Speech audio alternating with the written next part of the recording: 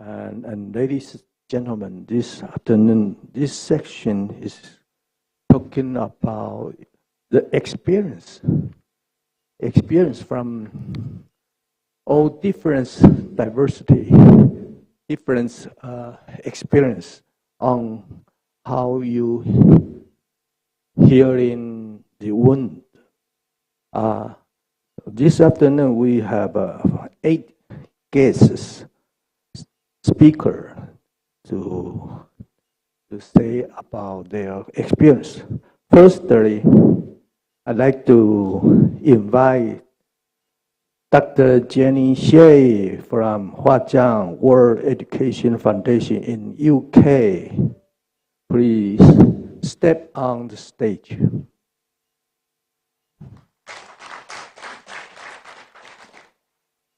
Second, I'd like to invite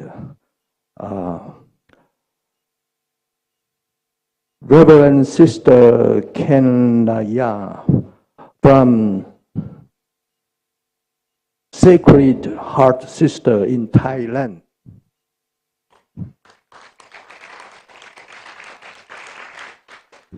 Third, I'd like to invite Reverend Dr. Robbie Mahachulalongkornrajavidyalaya, Sebastian in India. Fourth, I'd like to invite Mr. Rangote Tenggusuraki in Thailand.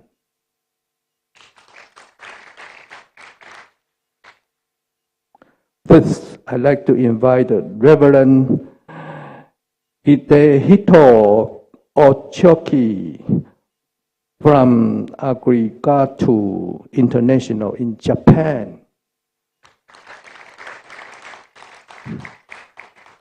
Sixth, I'd like to invite Pra Gochang Kiang in Singapore.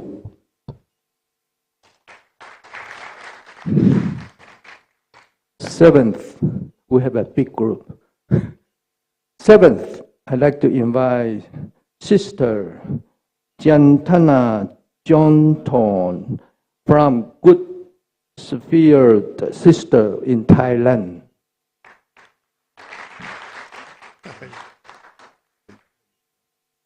Eighth, I'd like to invite Venerable Dr. Ashin Pien Nyambata from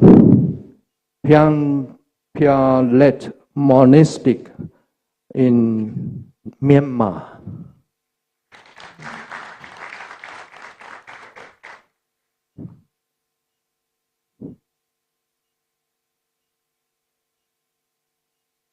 Are we all there? Okay. So why with this session, with your experience, we'd like you to talk about your experience in healing human and the ecological wound.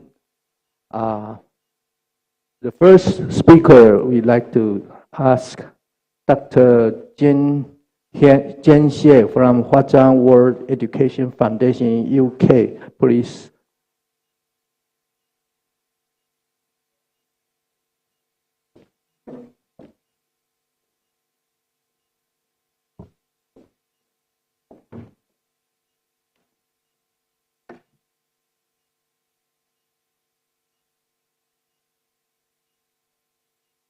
Good afternoon, esteemed religious leaders, colleagues, and community members.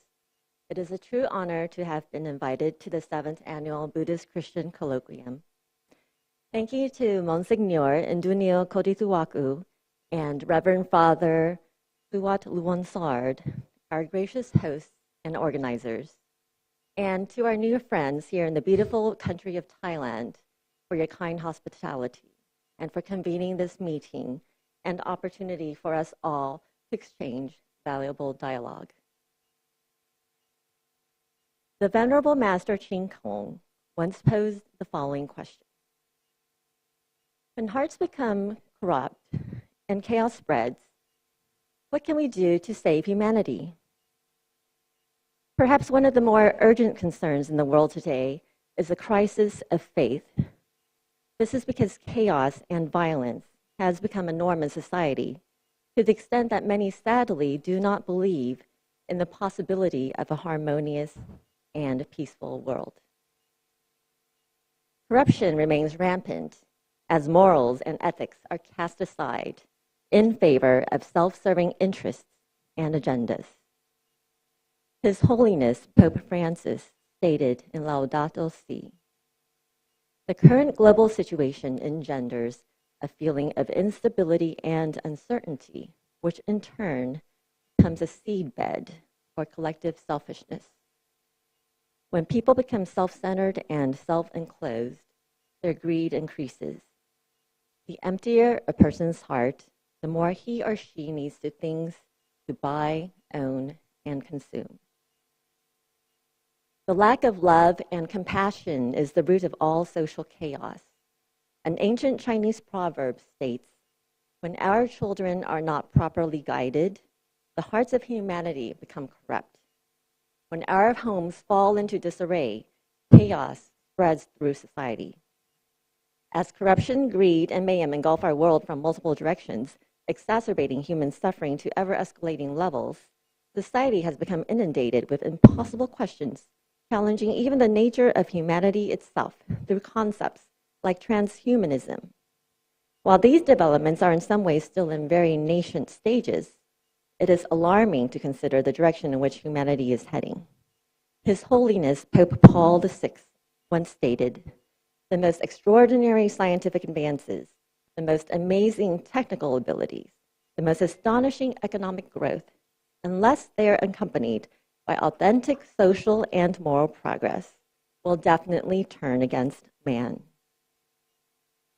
In the modern era, while innovation and discovery in science and technology have increased life expectancy and quality of life, a lack of emphasis on the need for balance and harmony, not only within ourselves, but with the environment around us, has resulted in adverse side effects for humanity and our world. There are innumerable factors that can potentially result in unsustainable imbalances across social, cultural, and environmental dimensions. An artificial world filled with mass media, low vibration entertainment, drugs as quick fix solutions for physical and mental ailments, chemically processed and experimentally lab-grown foods, moves us away from the natural world and disrupts the delicate balance of the natural order and universe of which we are a part. According to the Buddhist Sutras, from the heart and mind originates a thought, an action, which produces a resultant effect on the surrounding environment. And thus greed conjure floods, hatred conjure fire, ignorance conjure hurricanes, arrogance conjure earthquakes, and doubt conjure landslides and sinkholes. Selfishness conjure war, and darkness conjure pestilence. Whenever humanity pursues personal gain at the expense of the greater good, natural disasters occur. According to the Venerable Master King Kong, to address global conflict and crises, there must be a revitalization of religious and moral education. Religious and moral education is the key to resolving the global crises of our world. There's a need to put the connection to the divine, to the Creator, back into the hearts of humanity. There is a need to return to and focus on a sense of wholeness and oneness with nature, with humanity, with a sense of harmony with our surroundings, our environment, and our communities. All religions, when focused on their original and true meaning, promote peace, love, compassion, kindness, and generosity of heart. Religious harmony is the key to global harmony, and religious and moral education is the key to healing the hearts of humanity. Why does world peace begin with religious harmony? Faith is a powerful spiritual force. If such a force is misused to engender conflict rather than peace, this force has the potential to bring chaos and eventual destruction to mankind. The many wars and conflicts over religion in the history of humanity are evidence of this. On the other hand, if we guide faith through understanding, mutual respect, and acceptance to bring harmony amongst religions, the sheer unity of spiritual force in the world can bring peace and joy to the world. The core teaching of all religions is universal love and compassion. In Christianity, from the Holy Bible, that we have come to know and to believe the love that God has for us. God is love, and whoever abides in love abides in God, and God abides in him. In Buddhism, from the Avatamsaka Sutra, the great compassionate heart is the essence of Buddhahood. In Islam, from the Holy Quran, Allah is forgiving and merciful. In Sikhism, from the Sri Guru Granth Sahib, one whose heart is filled with his infinite light meets with him and shall never again be separated from him. In Baha'i, from gleanings from the writings of Baha'u'llah, let the flame of the love of God burn brightly within your radiant hearts. Why is the core teaching of all religions love and compassion? It is because the root of all religions is a common divine source, one creator. We come from the same divine source as all sentient beings, and we share and are connected to the same divine source as all sentient beings. According to Hindu saint Sri Ramakrishna, God is one, and all the religions are different paths. Eventually, we reach the same. If religious adherents follow their respective teachings and treat followers of other religions with tolerance and respect, the resultant harmonious and positive force would help resolve conflict. Religions should learn from one another, striving to understand not only one's own faith, but those of others, and find common ground amongst their faiths. In closing, moral and religious education have a key role to play in healing the hearts of humanity and our world. Religions should work together, and also in this way we will learn that all faiths belong to the same family and share the same message of universal love and compassion. Many have probably heard the saying, peace and harmony in the world begins with peace and harmony within oneself. The more peace one can create within oneself, the more peace one creates with the immediate environment, community, nation, and world. May we all pray for the healing of humanity, for peace and harmony, for the healing of the world. May the light of universal love and compassion remain ever present in our hearts and guide us in our true purpose on earth. May we always be abundantly blessed, and may we be a beacon of light to lead the world toward peace. Thank you. Thank you, Dr. Jenny Hsieh.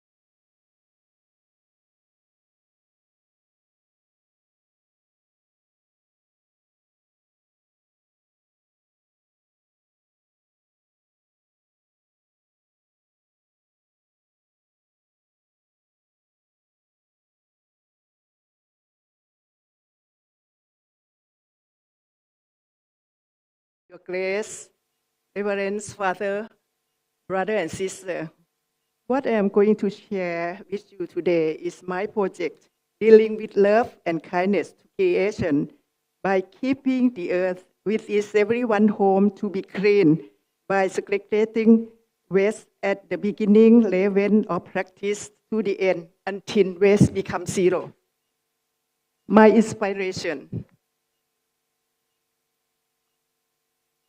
I started to concern seriously about caring for our planet in 2021 after completing the mission of taking care of people during the COVID-19 outbreak that I did continually for 4 months During that time, my late friend and me, we both used to work in the field of anti-human trafficking to find jobs to help reviving the economy of family in the community surrounding our convent.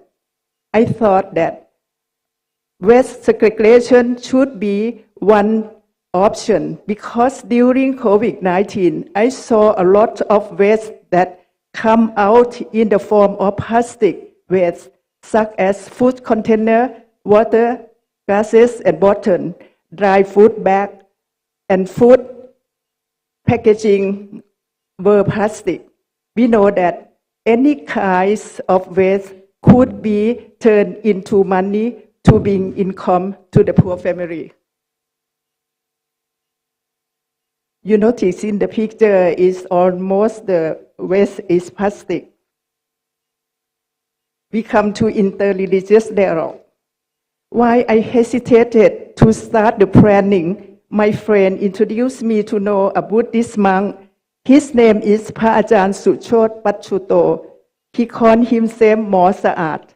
I talked on the phone for hours about systematic waste management that make every piece of garbage clean from the origin to the destination, and also how to manage waste to zero. Pha Suchot has devoted himself to waste management in his own way for many years. He has a group of volunteers helping out on important occasions at Buddhist temples throughout Thailand. So I decided to work together with him to take care of the world in the same way as well. I started the mission. I began to study the nature of every kind of garbage and the detail of the waste management, including the prices of different types of waste and how waste ended up. Besides that, I also used the advice of Pope Francis from encyclical Laudato Si, compatible with what I'm going to do. More than that, I gave the document Laudato Si to Pha Ajahn Suchot too. In Laudato Si, especially chapter 6, the Pope recommended many new simple ways to living. I focus on number 211, where Holy Father suggested everyone to practice personal virtue regularly in order to commit oneself and be responsible in caring for the environment.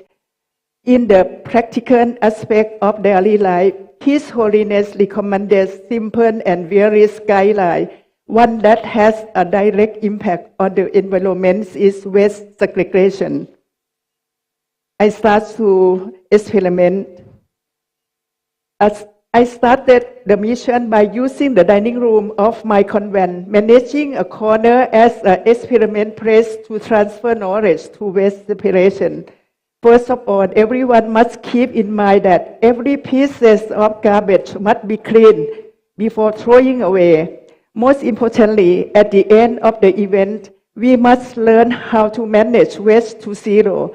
I'm sure that if we use this method of sorting waste correctly, we will help reducing pollution and global warming and climate crisis. Our planet will be healed soon. The process of managing the clean garbage.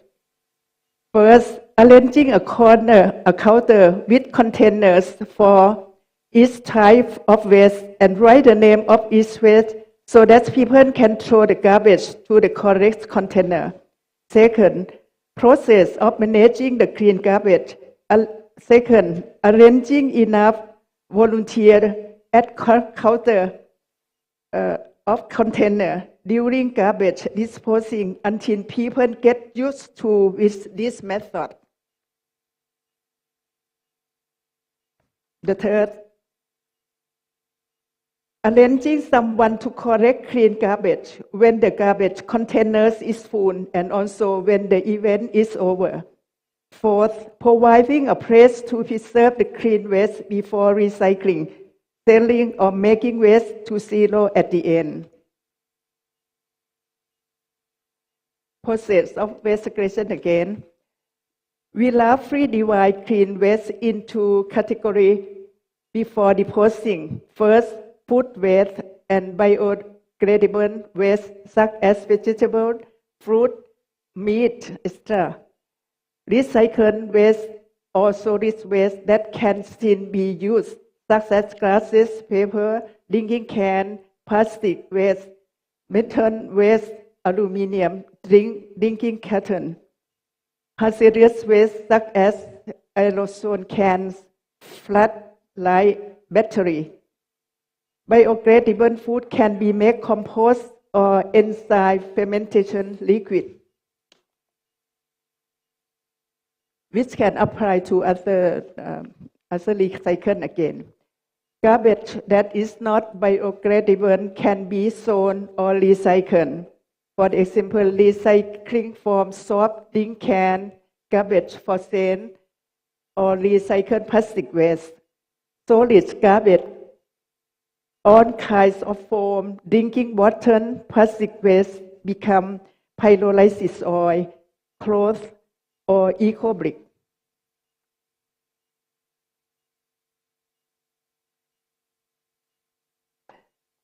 Collaboration from all parties.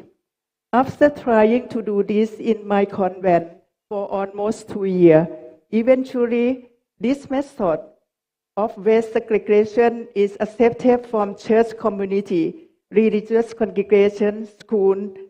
Our teamwork and me are invited to raise awareness of caring for the world among church people, students, and teachers. We receive a good response from them. It is evident that many of them alert to taking care of the world by practicing of waste separation. At many parishes, schools, and church organizations, the project of care for the world waste segregation has been accepted as an important project of Association of Men and Women Major Superior of Thailand and Laos.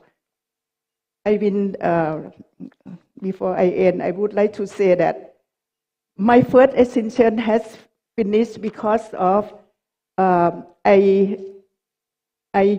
help the women to have the increasing of income for monthly 700 until 1,000 baht.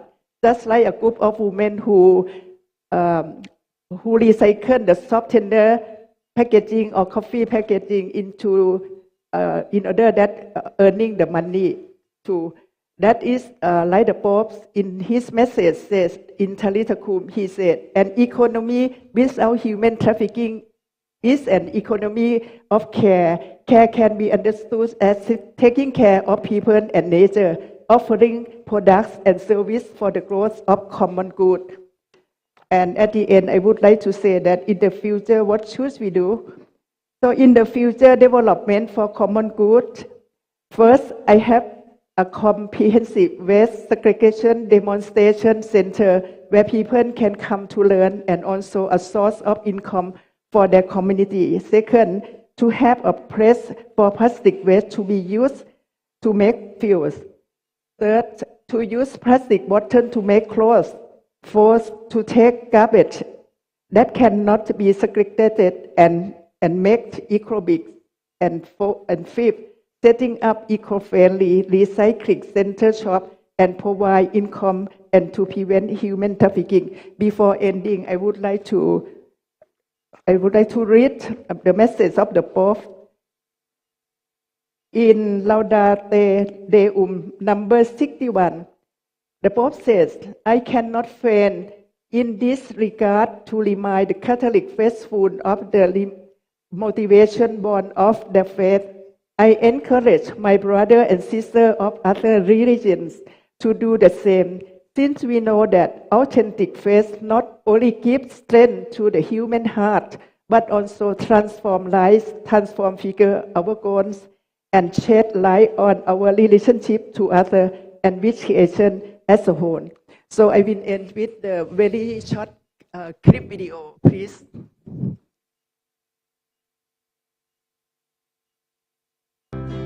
Laudato si, oh mi Signore, laudato si, oh mi Signore, laudato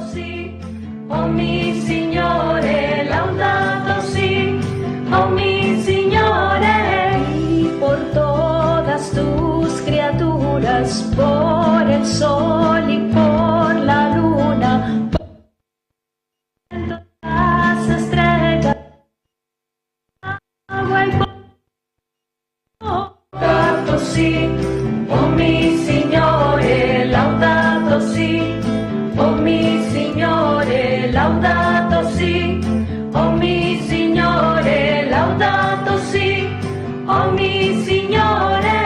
Por la hermana madre tierra que alimenta y que sostiene, por la hierba, flor y frutos, por los montes y los mares. Laudato si, oh mi Signore, laudato si, oh mi Signore, laudato si, oh mi Signore, laudato si, oh mi Signore.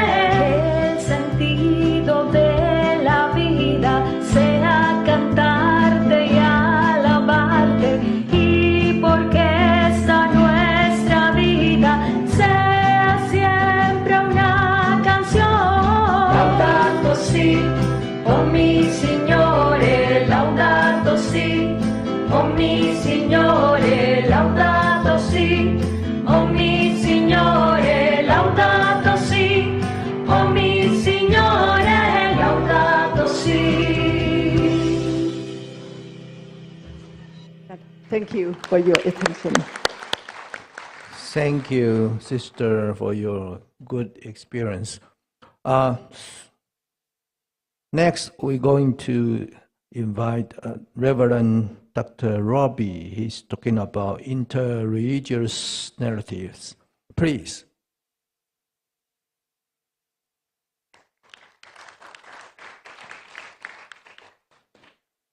Thank you so much, Your Excellency. Dear Reverend Monsignor Indunil Kurituvaku, thank you so much for this wonderful opportunity to be at this wonderful colloquium. My dear brothers and sisters of Jesus Christ, I'm extremely happy to be here with you. And let me come to my presentation.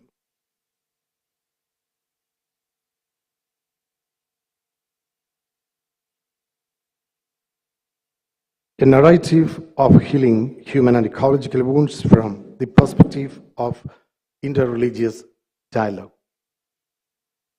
This presentation seeks to discuss the art of dialogue which acclaims healing both human and ecological wounds. Healing is a multidimensional process. The concept of dialogue is emphasized in interconnectedness. It helps people understand each other's perspectives.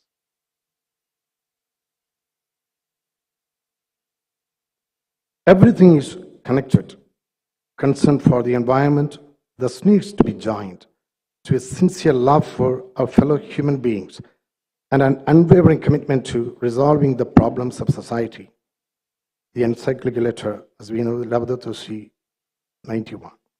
Let me quote Pope Francis. May the relationship between man and nature not be driven by greed to manipulate and exploit, but may the divine harmony between beings and creation be conserved in the logic of respect and care. And now, let us see how dialogue can be a healing component. Dialogue is acknowledging the relation between humanity and nature, interconnectedness. The very essence of our humanness is tied to our connections with the natural world. Everything is related. And we human beings are united as brothers and sisters on a wonderful pilgrimage, woven together by the love God has for each of his creatures, and which also unite us in fond affection with brother sun, sister moon, brother river, and mother earth. There also is a beautiful quote from Laudato Si. And dialogue is recognizing the wounds inflicted on both people and environment. Moreover, when our hearts are authentically open to universal communion, this sense of fraternity excludes nothing and no one. And Laudato Si says, we should not exclude anyone, but include everyone. Every act of cruelty towards any creature is contrary to human dignity.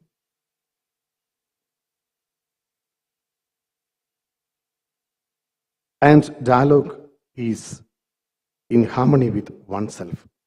Dialoguing with oneself is the way to experience a real inner peace, harmony, and healing. Unless we feel healed and cured, we cannot share it with others. Dialogue is harmony with others. To be in harmony with others is nothing but sharing the inner healing you experienced in yourself. Harmony with God. Dialogue is harmony with God. We know that our ultimate aim is this harmony. And dialogue is a harmony with nature. And it's a harmony with oneself, harmony with others, and harmony with God through harmony with nature. And to be in dialogue is to be in harmony with nature. To be in nature is listening to the music of soft winds. And how many of you have listened to the sounds of these soft petals that have fallen from the flowers? There's a sound. And listen the chirping of the birds, and to see the gentle movements of the clouds, and to experience the 5 elements of the nature: earth, water, fire, air, and space. This dialogue with nature helps me to dip into oneself, others, and to experience the divine. And dialogue is creating a sense of discipline, responsibility, respect for other religions. You know it, no need more explanations. But we need to give each other the space to grow, to be ourselves, to exercise our diversity. We tend to give one another space so that we may both give and receive ideas, openness, dignity, joy, healing, and inclusion, as we are doing here now.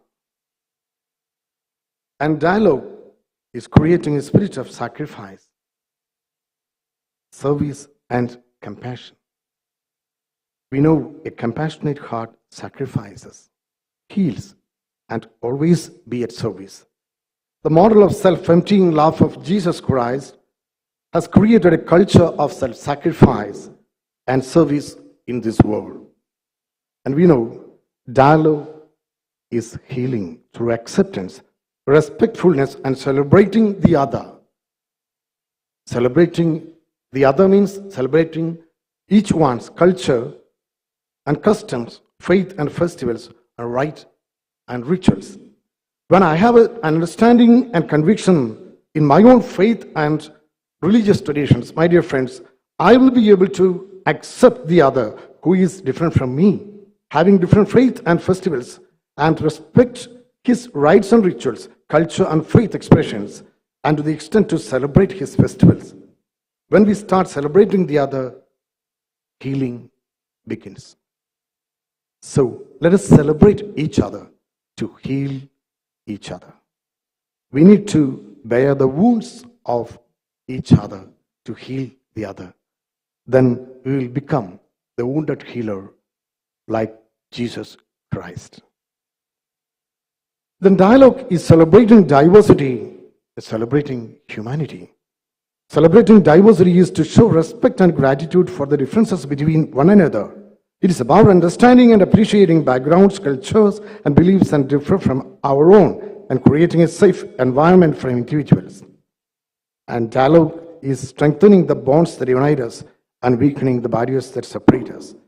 When we are ready to celebrate the faith of others without losing ours, when we are able to uphold the faith without hurting others, when we are strong enough to appreciate our differences without giving up our uniqueness, we strengthen the bonds that unite us. Dialogue is reconciliation and restitution. Then dialogue is adoption of sustainable practices that prioritize ecological regeneration, reducing environmental harm, addressing social disparities. Dialogue is emphasizing the need of local and global initiative.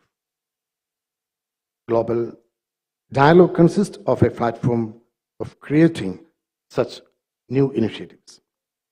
And lastly, dialogue is hope for the transformation of human beings to be united with nature and realize the therapeutic potential of Mother Earth, to be healed, to be cured, and to be transcendent. And my dear friends, I have a small video of 1 minute, and it's the experience of my 25 years of celebrating the other festivals, especially in India. You know that the prominent 9 religious festivals we celebrate together: Diwali, Onam, Eid al-Fitr, Guru Nanak Jayanti, and Christmas with differently able children, and Easter with all other religions, of 9 religious representatives with differently able children celebrating Christmas.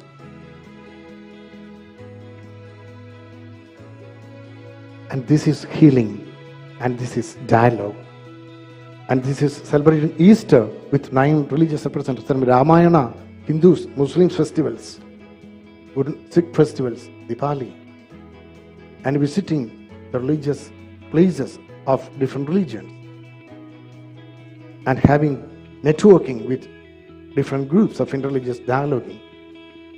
My Buddhist friends, I had a wonderful experience with my Buddhist friends in Bailukape, Mysore. And I stayed there for 2 weeks with them. See how strongly they are arguing each other, empowering themselves. It's a wonderful experience. And in India, there is darkness from light. Let us come from darkness to light, death to life. Sarvesham Shantir Bhavatu Sarvesham Purnam Bhavatu Sarvesham Mangalam Bhavatu Loka Samasta Sukhino Bhavantu. Thank you. Thank you so much. Loka Samasta Sukhino Bhavantu. Let peace and happiness prevail everywhere and in everyone. God bless you. Thank you so much. Thank you, Dr. Robbie. Wonderful slide, wonderful video. Next, we'd like to invite Mr. Wangorete Tangsuraki from Thailand. He's talking about the migrants and the refugees. Good afternoon, Eminences, Excellencies, Venerables, Reverends, and honorable participants. My sharing will be on migrants and refugees, which is the now is a global reality. It could be called also crisis, especially after the war in Ukraine and in the Holy Land. At the moment, there is 108 billion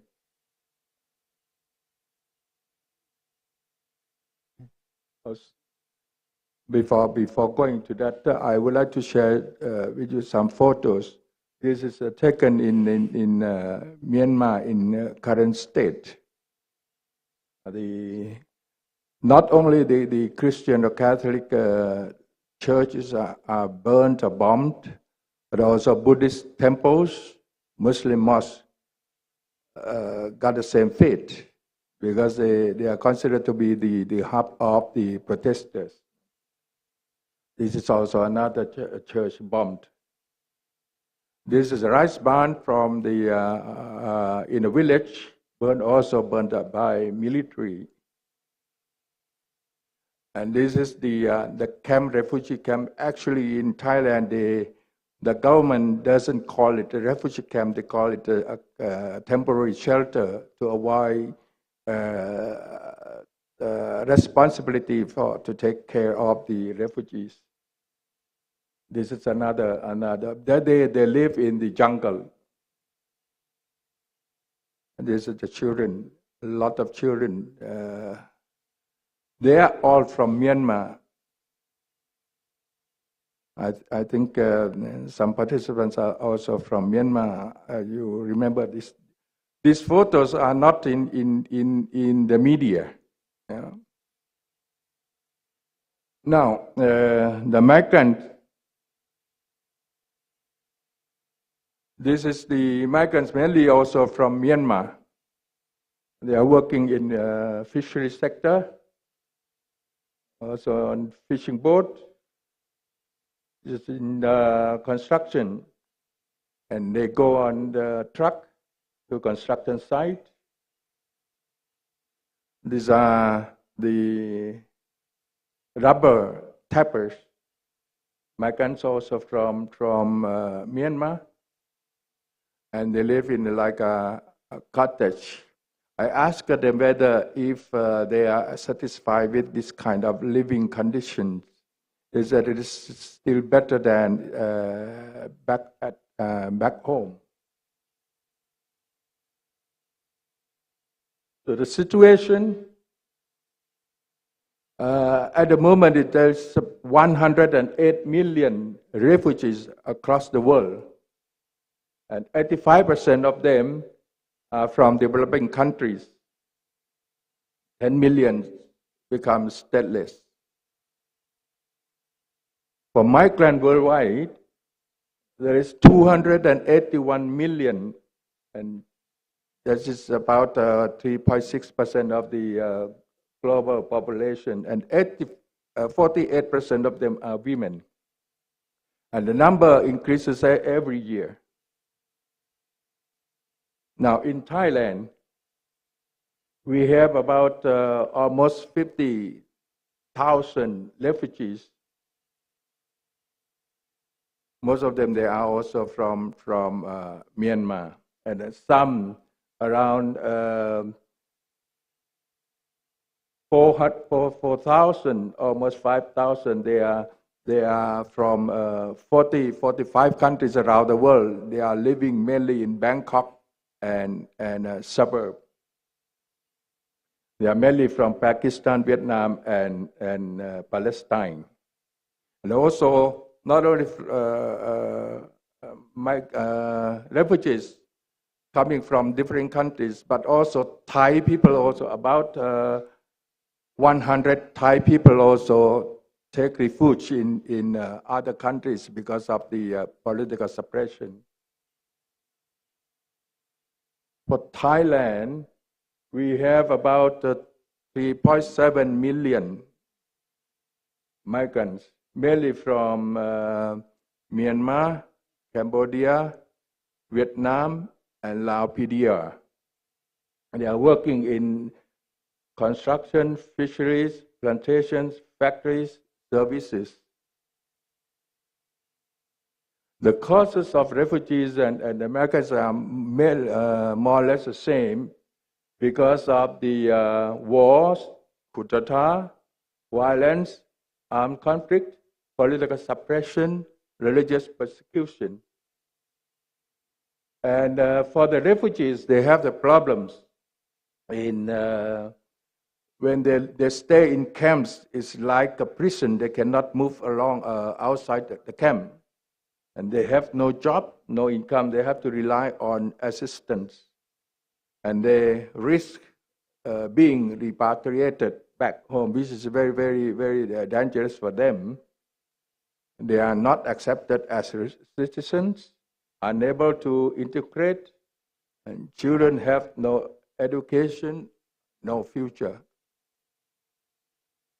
For migration, they have their problems in Thailand. They are working in dirty, dangerous, and difficult jobs. They call it 3D job. And they have a high risk of being victims of human trafficking, forced labor, cheating, exploitation by employers, officials, local people.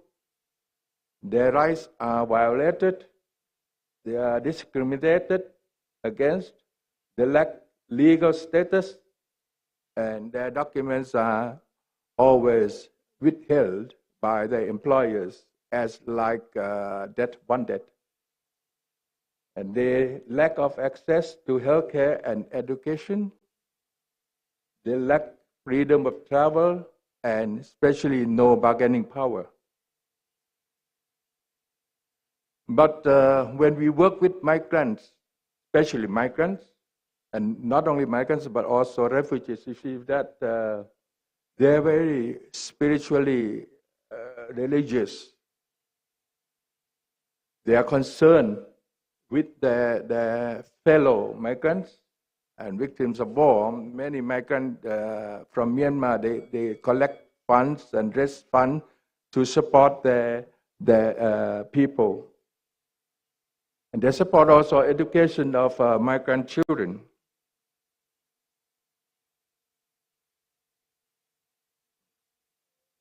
Now, what we do, our main approach is to empower them, migrants, because you see that without empowering them, they will be very weak and they will be subject to become victims of exploitation. So what we do is to support what they lack or they need when they are living in foreign land. We build the capacity by providing knowledge on laws, human rights, and we raise awareness that they have rights. We mobilize them to come together and then organize them as a group to help each other.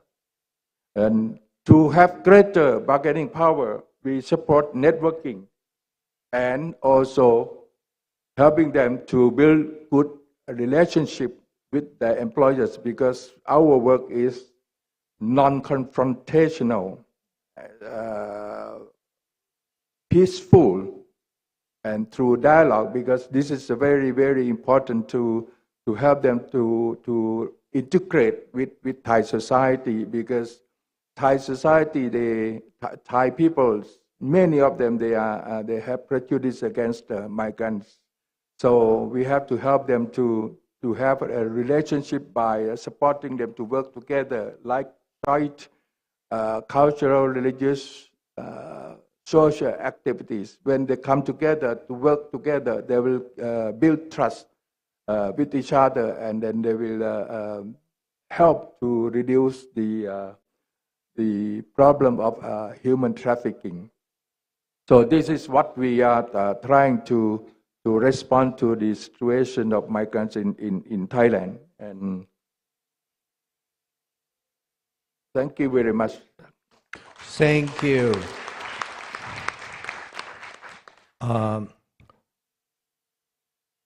Recently, this migration and refugee problem come from Palestinian and Israel conflict. And this also involves some children's problem. Next, I'm going to invite Reverend Hidehito Okochi from Japan to talking about children's rights.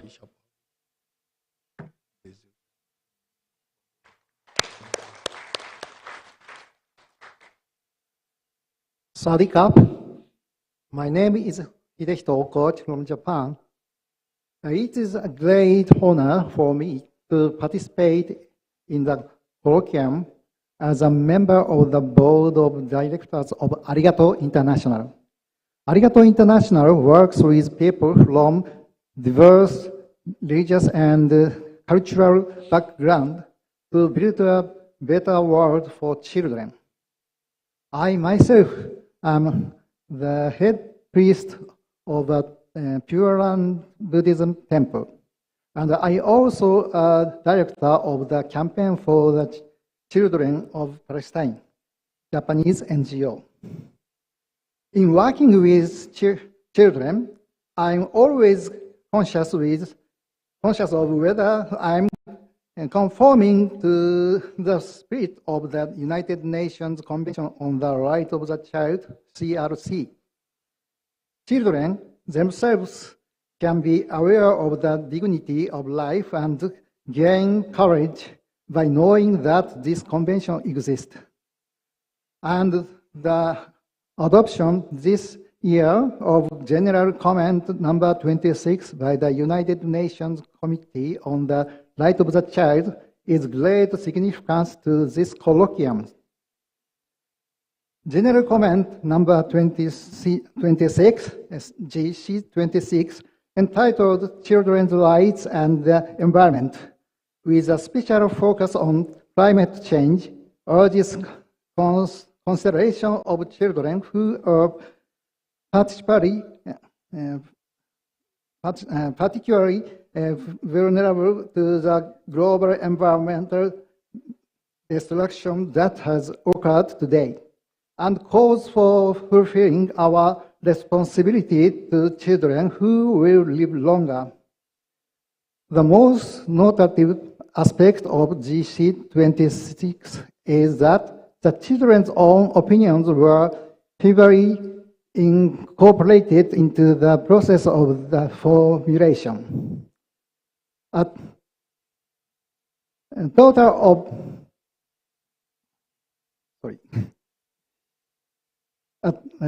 of more than 16,000 children from 121 countries participated in the development of GC 26 by contributing their opinions through an online survey. The fact that children themselves voice their concerns and offer their hopes for the world as it should be, and that these hopes are reflected, is above all caring for the hurting child. We are communicating the existence of CRC in order to make more vulnerable and traumatized children in Palestine aware of their dignity. However, dignity and human rights are not something that can be taught, but are contained in the child's own feelings and wishes.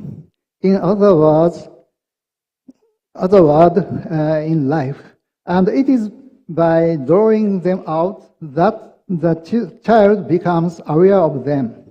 It is important to create a place where children feel safe to express their feelings, and every effort must be made to embody the spirit of CRC, which guarantees children the right to have their views heard. One of the issues I am currently working on in Japan is the care of children with pediatric thyroid cancer in Fukushima. More than 350 children have been diagnosed with thyroid cancer to date, most of whom have undergone surgery to remove the thyroid gland. Subsequent tests and treatments can also be very burdensome. They will have to take medication for the rest of their lives, and it will be difficult to obtain life insurance. The anxiety over harsh treatments such as radiation therapy, recurrence, and reoperation is immeasurable. But their suffering is not limited to that.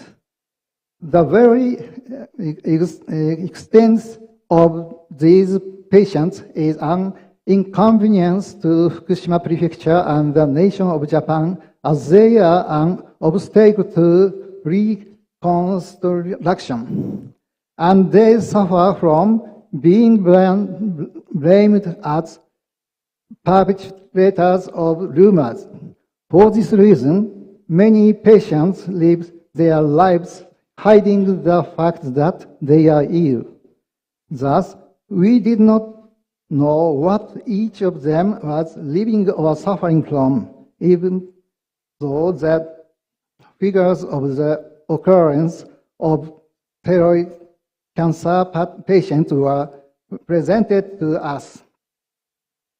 My temple has been providing a place to stay for mothers and children who have come to Tokyo for treatment. They are all ordinary children and young people who can be found anywhere, and if you don't listen to them, they don't seem to have such severe worries and suffering. However, when they begin to talk, their emotions overflow and their voices become tearful. And as they put it into words, I feel that they are gradually gathering their thoughts, accepting reality, and discovering how to live from now on. Here again, we are keenly aware of the importance of guaranteeing a place where children can express their feelings in peace. To be close to the suffering, to look deeply into the reality of suffering and gradually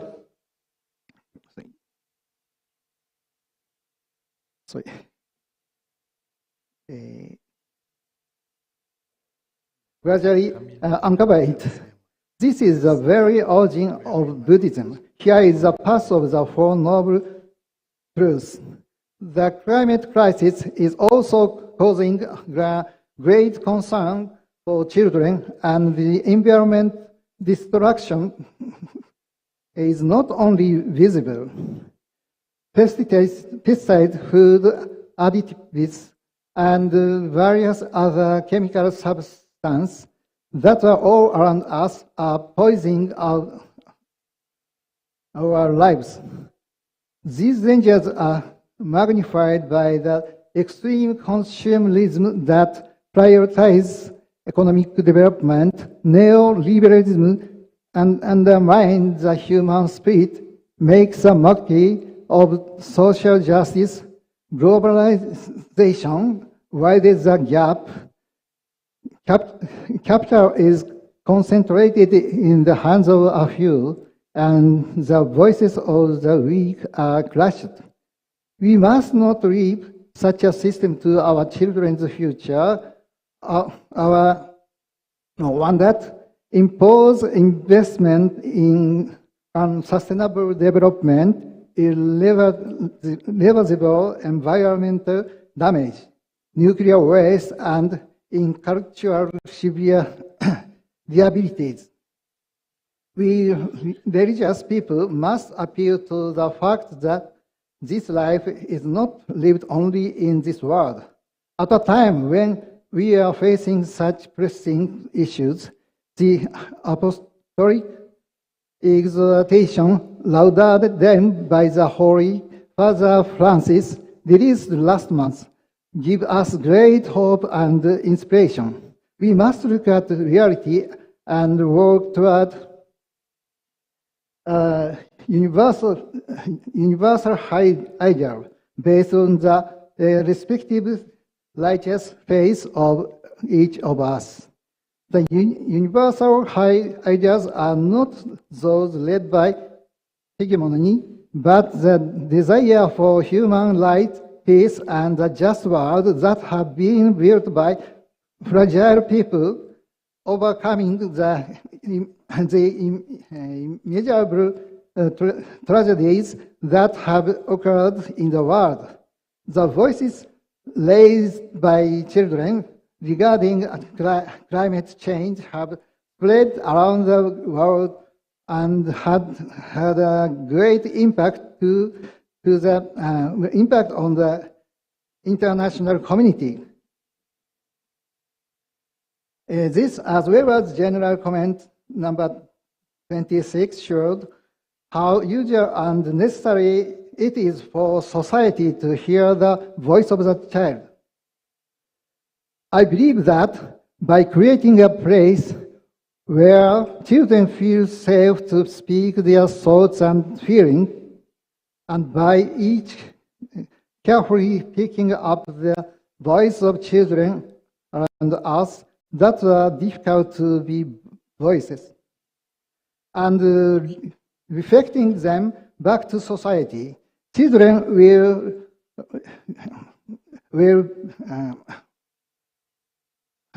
believe in society and have hope for the future. I believe that will be through healings. Thank you, Reverend Hidehito Okochi of Japan, for his talking about children's right. Next, I'd like to invite from Venerable Kochan Kiang of Singapore. He is going to talking about engagement with youth.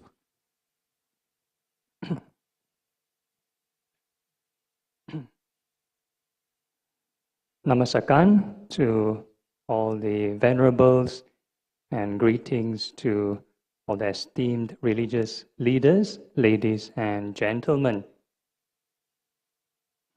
I deeply thank the organizers for inviting me to this colloquium to give a short speech. Firstly, I'm going to touch on human wounds. So this is more of a Singapore context. I'm not sure how many of you have been to Singapore, but Singapore is very small, a small country, no natural resources, and it's ranked the most expensive city, right? So it comes with a price.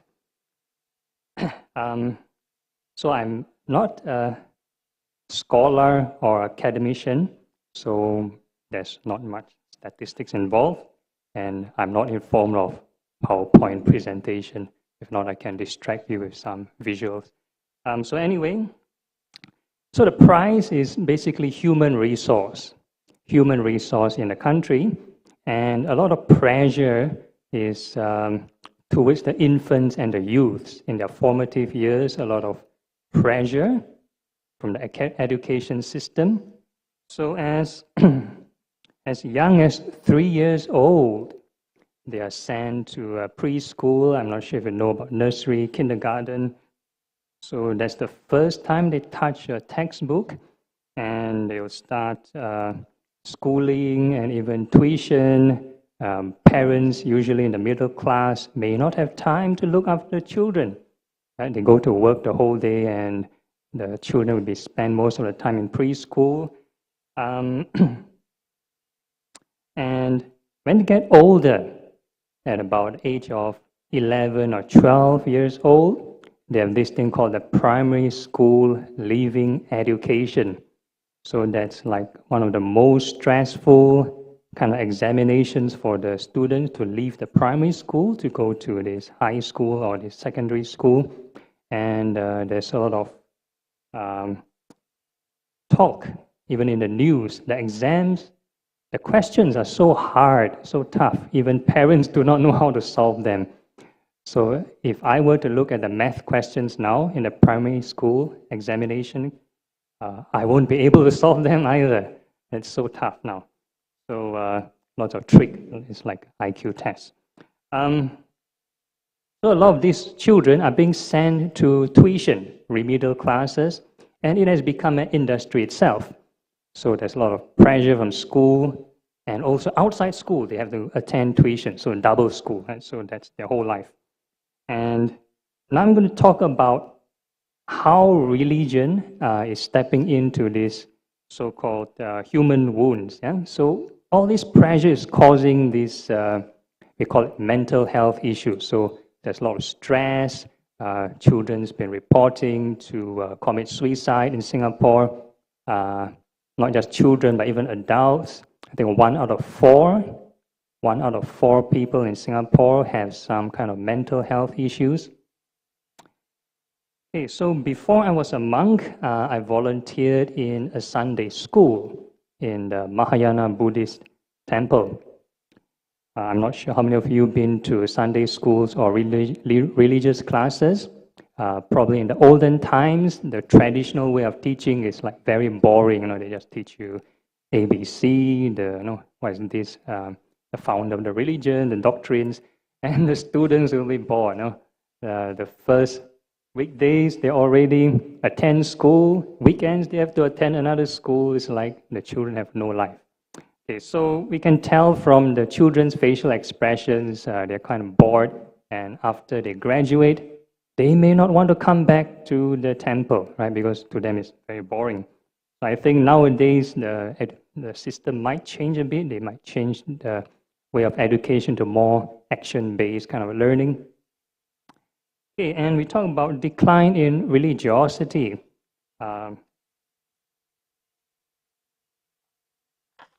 We look at the youths, or even in modernization, how many youths go to places of worship versus places of entertainment?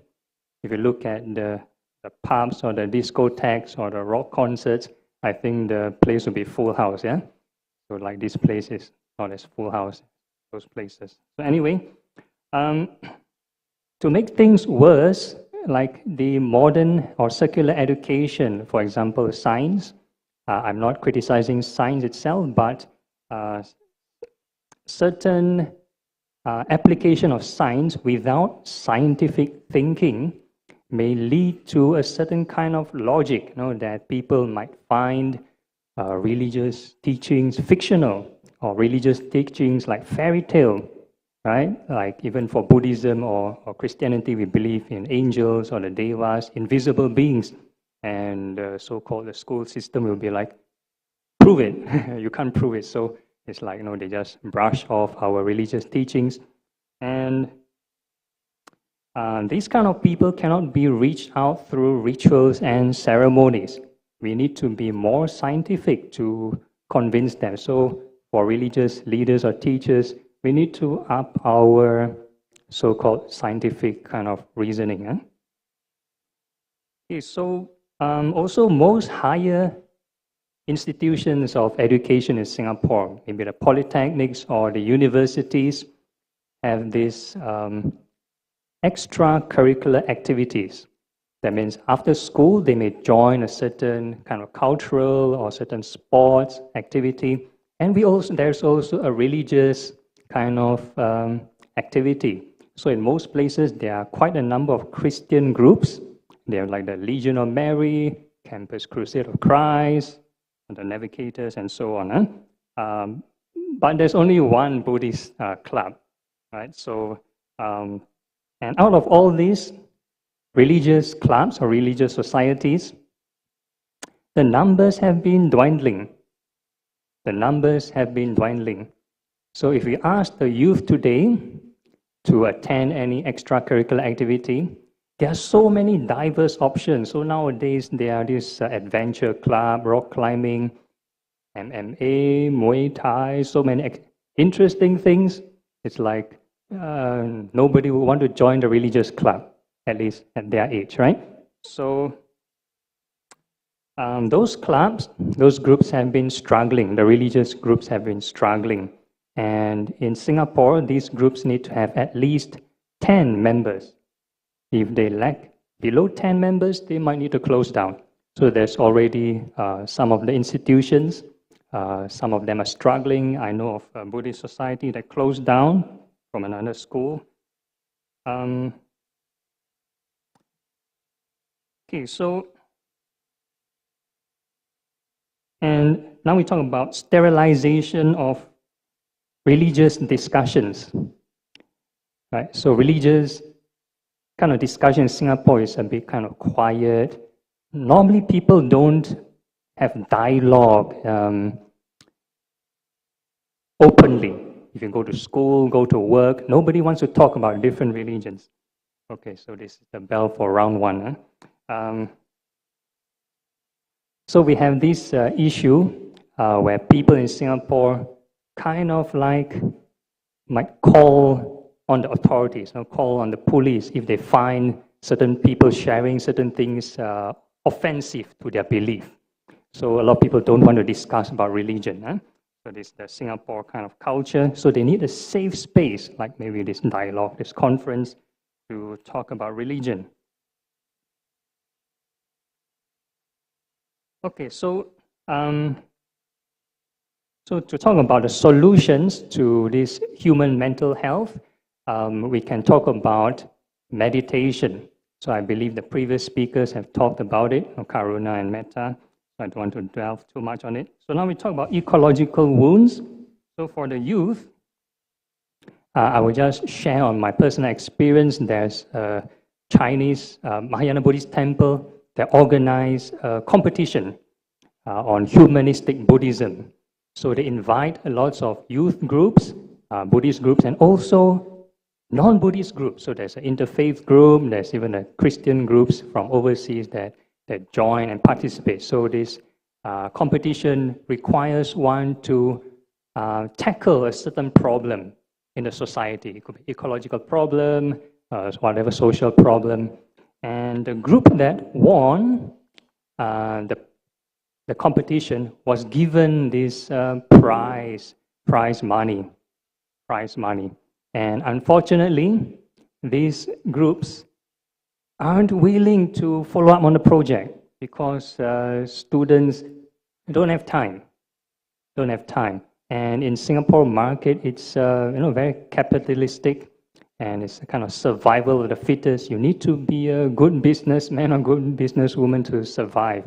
So we need a supportive environment if you really want to talk about promoting environmentalism. If not, they'll just close down. So I've already have reference on a paper, a certain group of youth, they started this food waste kind of a company. They sell ugly food, they salvage ugly food from the retails and try to sell it. They can't survive. After a few years, they close down. So there's not much support in this sector. So that's the end of my speech. Thank you. Oh, very, very nice. Thank you. I believe we have the same problem all over the world. We have the population of the youth to attend Buddhist school, Sunday school, or any monastic school. The populations decline. Most of them go to the media, go to the computer, go to your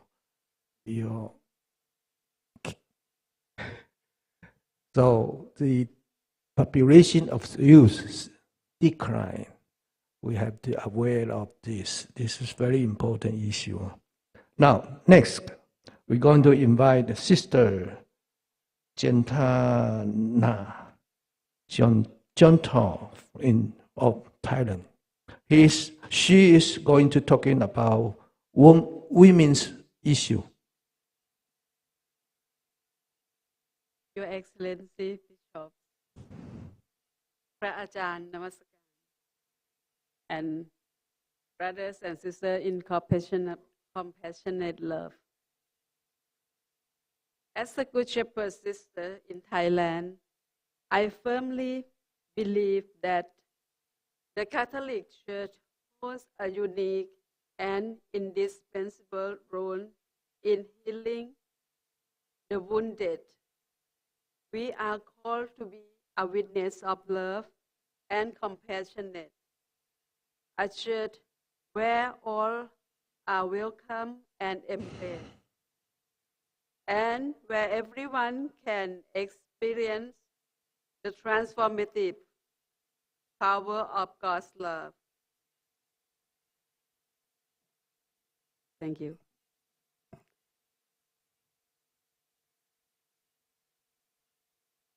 One of the primary ways we fulfill this calling is through our extensive social ministry program. We extend our hands to individuals of all faiths and backgrounds, providing them with essential life necessities such as food, shelter, education, and health care. We also offer counseling and unwavering support to those who are struggling with exploitation, trauma, and other challenges in their life.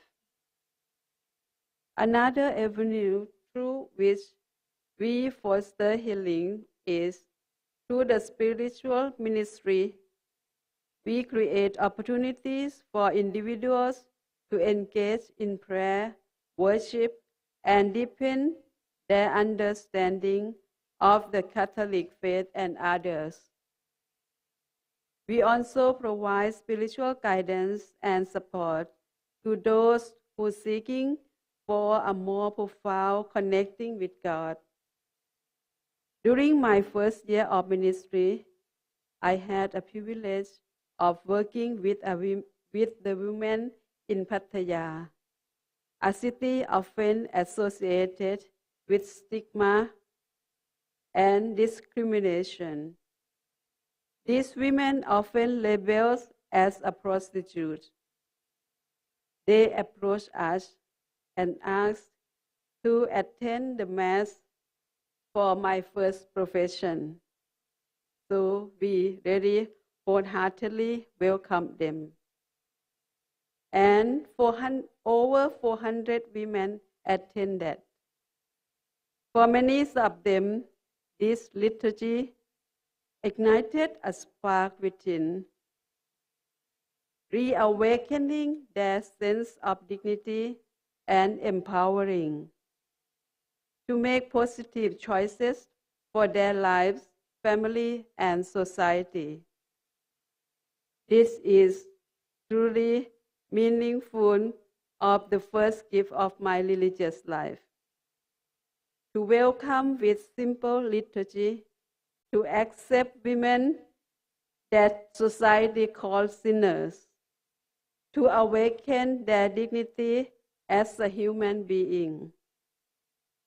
In my current ministry, I focus on supporting women and children who have endured the trauma of violence and exploitation.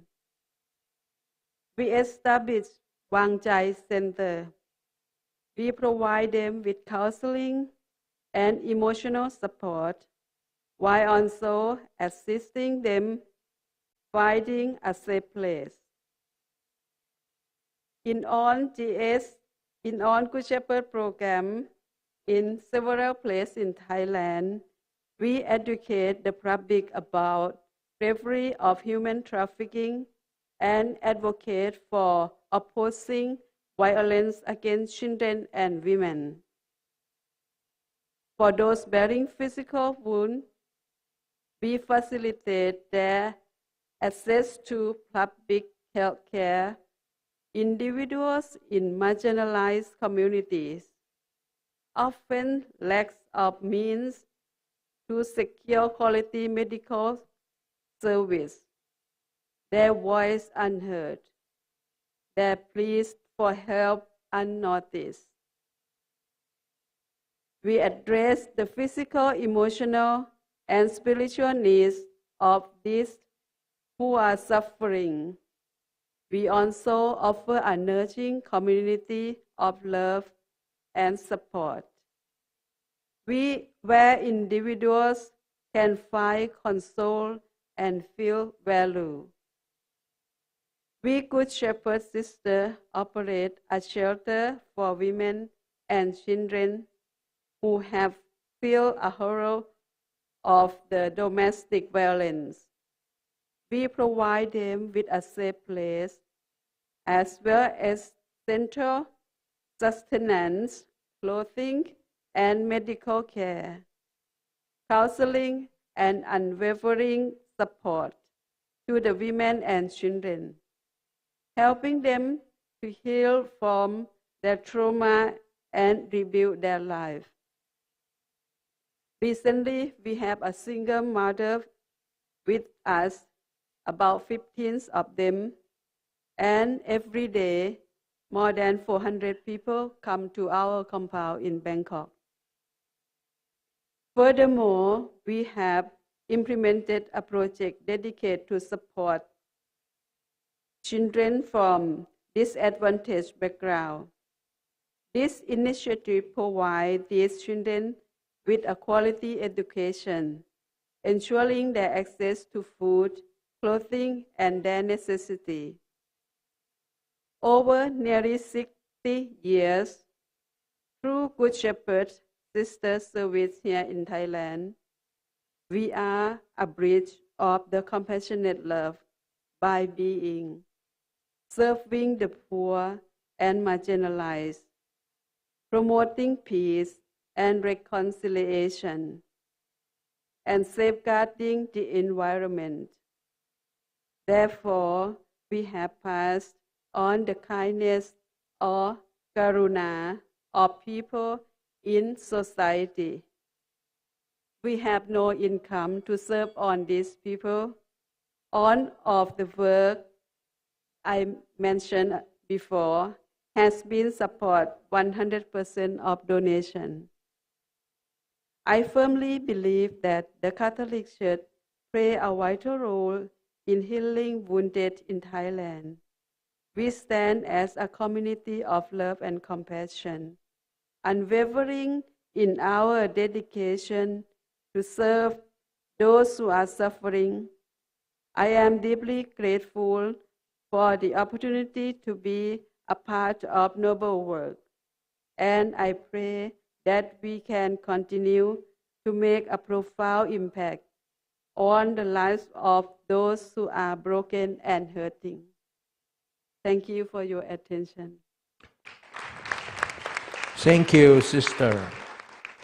The last one, we're going to invite Venerable Dr. Shin Piang Diao Pauta from Piang Prolet Monastery. He is going to talking about reconciliation and talking about school and education experience. Please. Good afternoon, all religious leader, all my Dhamma brothers and sisters. I would like to invite my younger brother, Shin Dhammasami. Please come here. My name is Dr. Shimbinyo Basa. I'm from Myanmar. I'm doing in Myanmar social work and missionary work. Myanmar is now in the world deforestation number 3. So I'm president of Tree Lover Association in Myanmar. Also, in this session, number 4 speaker present about Myanmar. That's it truly. So I'm trying to find out solution Myanmar for peace. So I'm doing advisory board or Nying Foundation. Nying Foundation means Peace Foundation for Myanmar political crisis. How to find out the solution we are trying. Also, I'm board of director or SEMS, Social English Monastery Education School. Also, I'm advisory board of CNH, Center for Diversity and National Harmony.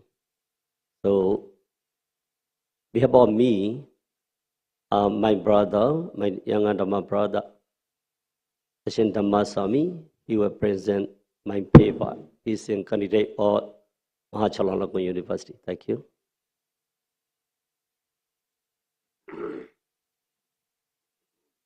Good afternoon, my brother and sister.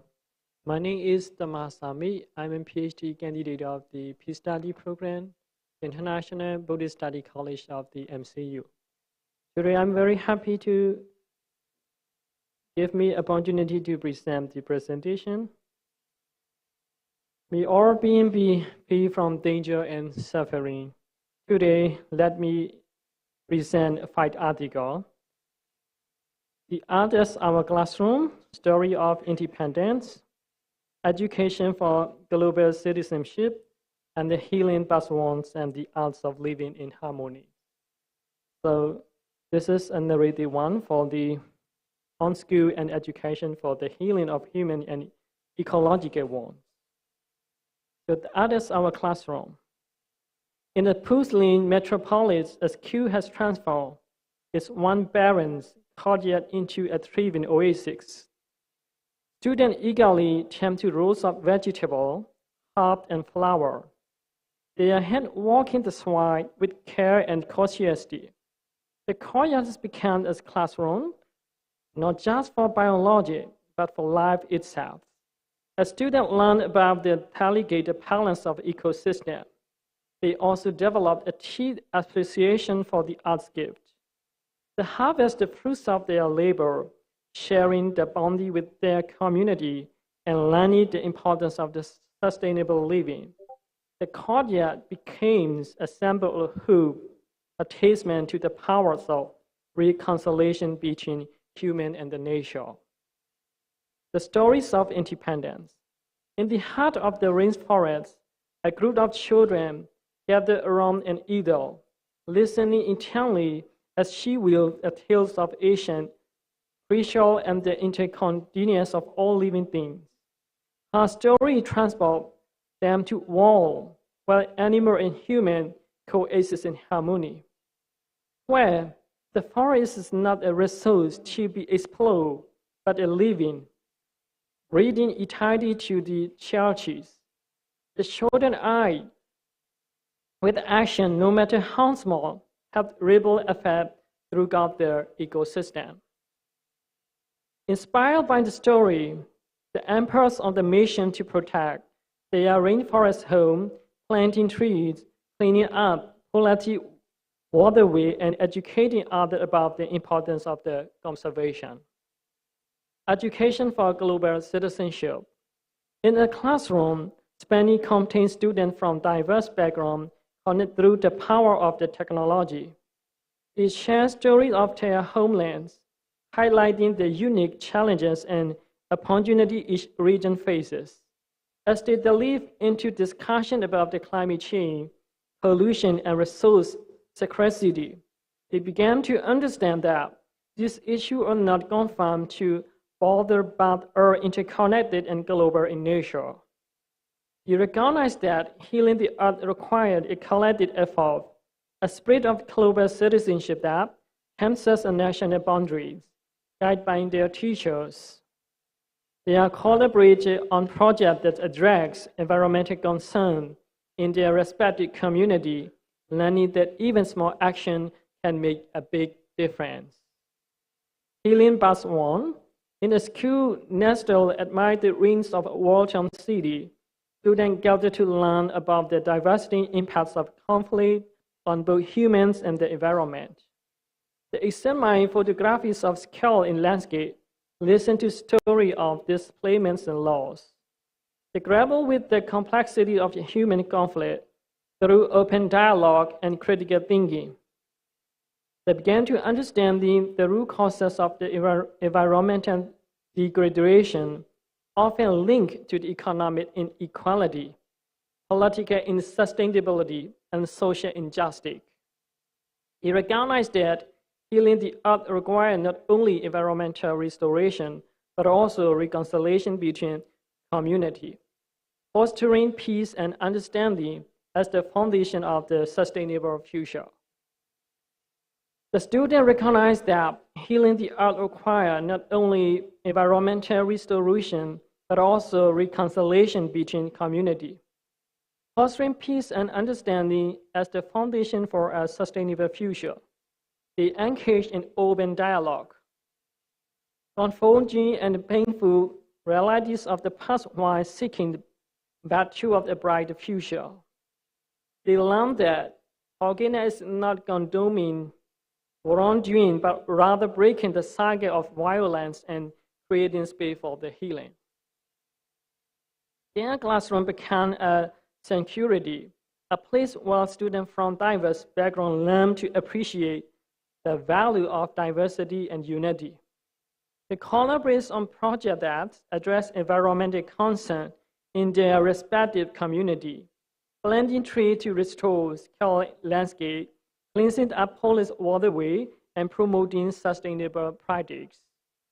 As they want to heed the warnings of the past, the students become ambassadors of peace and reconciliation. Their action demonstration that even amid the reigns of conflict, hope can blossom. They carry the message of healing to the world, inspiring others to join them in creating a future where human and nature breathe in harmony. The art of living in harmony. In a school embraced by nature, students engage in holistic education that integrate environmental literacy with traditional art and culture. They learn about the ancient wisdom of an indigenous community. They are deep respect for the earth and their harmonious coexistence with the nature. They explore the expressive power of the art using dance, music, and visual art to convey the beauty and the fragility of the natural world. Through this impressive learning experience, they develop a deep connection to the earth, recognizing that humans are not separate from the nature, but an integral part of the integral web of life. They emerge as ambassadors of environmental stewardship, carrying the message of reconciliation to the world. These narratives illusion that transformative power of education is healing human and ecological wants.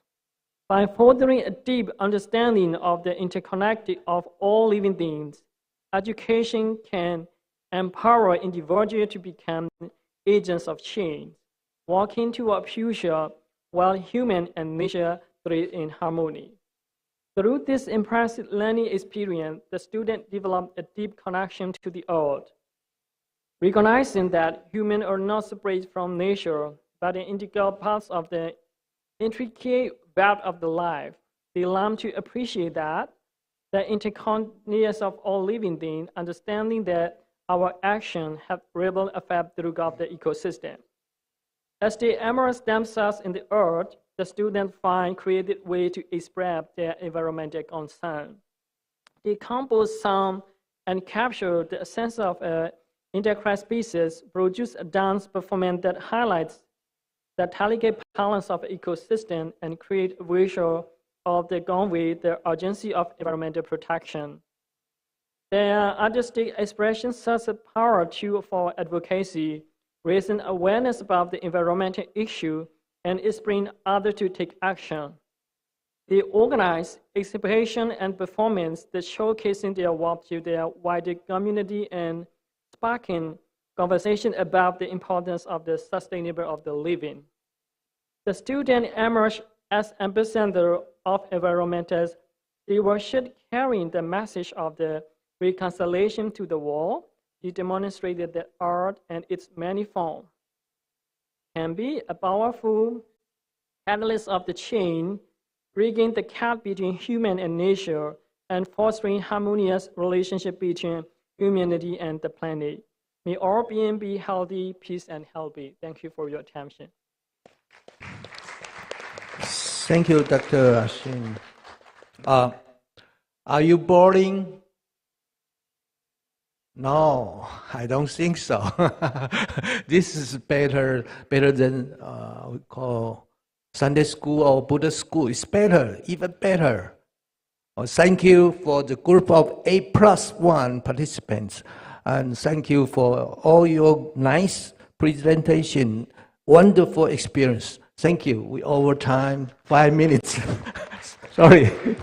Thank you very much for Venerable Jem Long, and also give applause again for all the speakers. Thank you very much.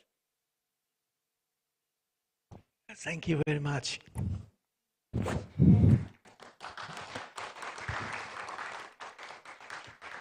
We come all the time. We come on time.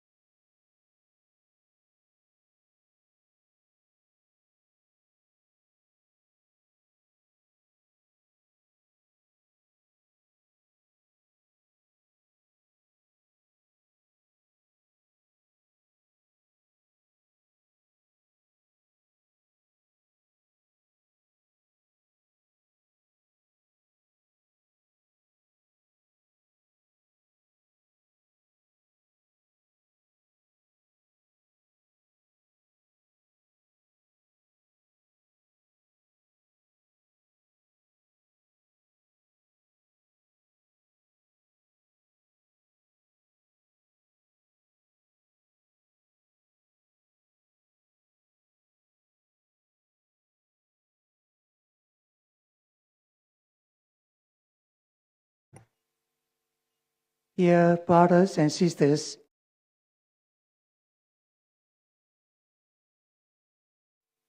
as the whole day we feel some tired, so let us take a deep breath of mind, and then you will awaken yourself. Okay? This is a special session. We are talking about the spirituality.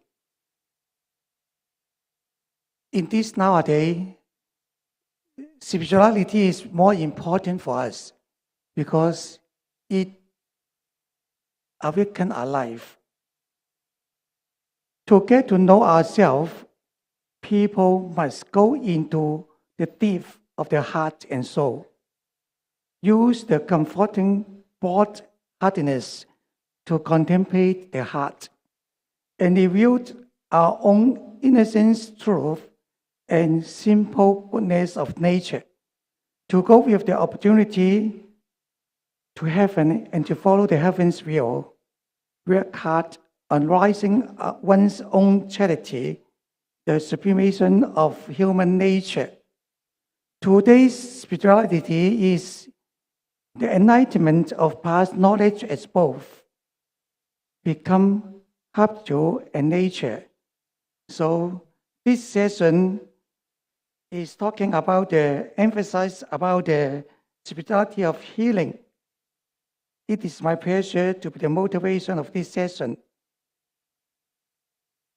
We have this session,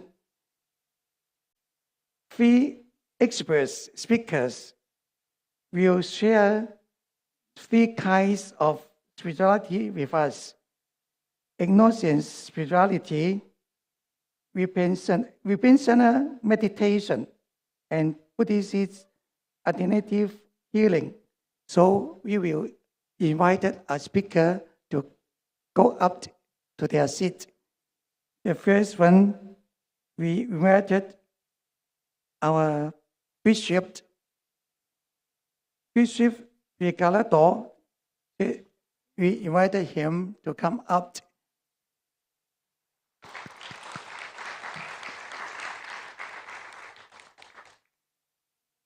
The second one, we invited our Venerable Dr. Famaha. We invited Dr. Famaha.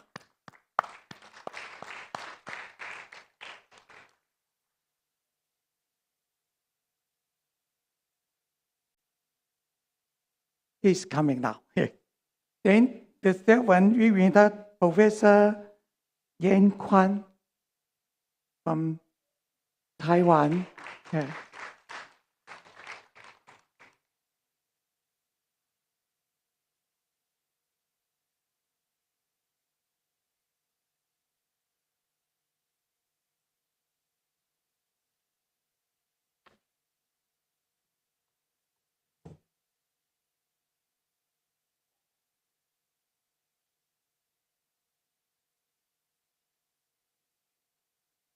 So let us invite our first speaker to speak with us the agnosis spirituality. Bishop.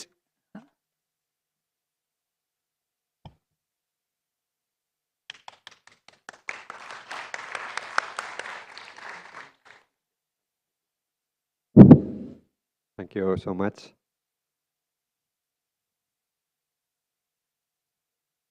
Good afternoon to everybody.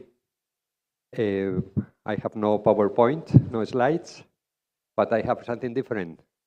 I have a little handicraft to share with you. That is, it's a handicraft made by people with disabilities over there in Cambodia, in Battambang, and it's one little heart with a dove. And I would like that our team from Cambodia can share with you. So you have this sign of peace in your heart. That is what from our spirituality of St. Ignatius, I think is bringing to us, to put peace in our hearts. My talk will have 2 parts, one theoretical, another practical. So the first 5-6 minutes will be just 3 ideas, and then we will practice Ignatian meditation. When I came to Cambodia the first time, the problem of the landmines was terrible. I will tell you with one little story. It was terrible. And we were working very hard with the landmines victims because of the war. There were many. And after we saw that it was possible to ban landmines, to take away the landmines of the land. And so we have the landmines campaign. And in the landmines campaign, we started to do lobbying and awareness for all the countries to stop to produce landmines, to stop to use landmines, to stop to do commerce with these weapons. And we were very hard working on that, especially with the survivors, who became the voice of the people, talking about working for peace and not more landmines, no more new accidents, no more new people with disabilities because of the landmines. And in that context, Mahachulalongkornrajavidyalaya, who is a very famous and very relevant Buddhist monk in Cambodia, who just passed away, he talked about the landmines of the heart. He said it's very good to take away the landmines because of the land. But see, if we don't take away the landmines of the heart, these explosions of violence, these explosions of not good understanding, we will never have peace. So in that image of taking the landmines of the heart, let me tell you 3 things about Ignatian spirituality, with the inspiration also of Mahachulalongkornrajavidyalaya.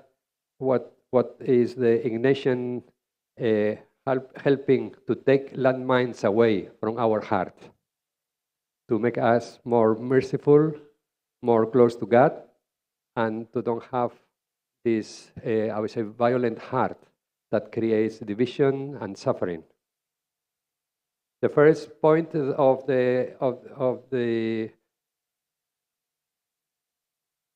the spirituality in the Ignatian spirituality is the mindfulness.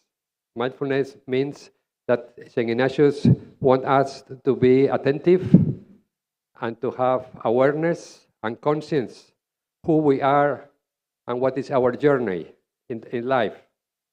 And he has, in the spiritual exercises, he has a very specific way that is the exam of conscience, to make us aware where we are, finding God in our daily life. And in this way, he asks us to stop, to think in what is happening during the day, and to see God's presence during that day, and to have harmony with God's Spirit during the day, and how was our response to God's presence. In this way, this attention, this to be conscious of God's presence, it's very important for us, because in our life, if we are working to heal the heart of the people, we have to listen to God's presence in the heart of the wounded people. So it's very important for us to know that also our heart is far from the being at peace, and we have to go deep in self-awareness and conscience, in attention, in mindfulness, to know clear in a connective way who we are, what we are doing, and what is our behavior. The former Father General of the Jesuits, he was telling us that one of the problems of today is the globalization of the superficiality, that nobody wants to know deep who we are. We are just consumers, we are just working, and we have not this dimension that the reality is deeper than the facts of life. In that way, St. Ignatius is telling us and is working in the heart of the one who wants to do the spiritual exercises to be aware that God is working in silence in the middle of us, of our actions and our life, and ask us to have this, what he calls discreta caritatis, discreet love, to be smoothly, be patient, and when we work with the people, when we work with ourselves, to be at peace so we can recognize God's presence. So mindfulness means attention. The second aspect of the Ignatian spirituality that it can help us a lot in the service to the poor, in the service of healing the world, and also healing our heart, is how to give ourselves to the others and to God. And this will be the self-surrounded. You know, how we give ourselves to all.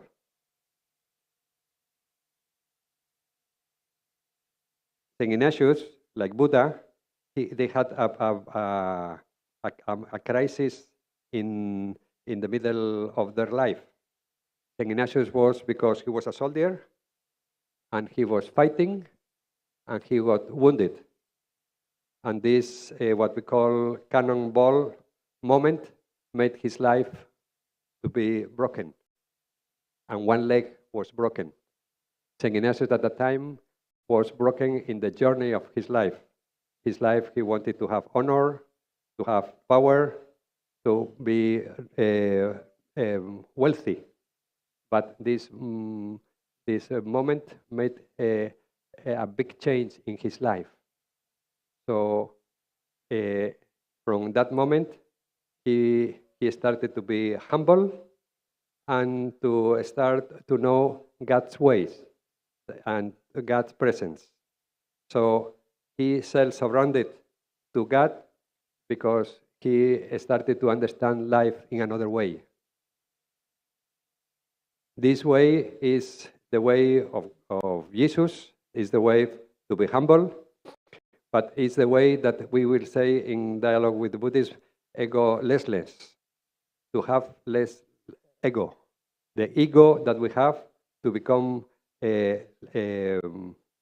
smaller and to let grow God's presence, God's will, to be more indifferent to our desires and to make the choices of God's will to our life, the God's heart to our life.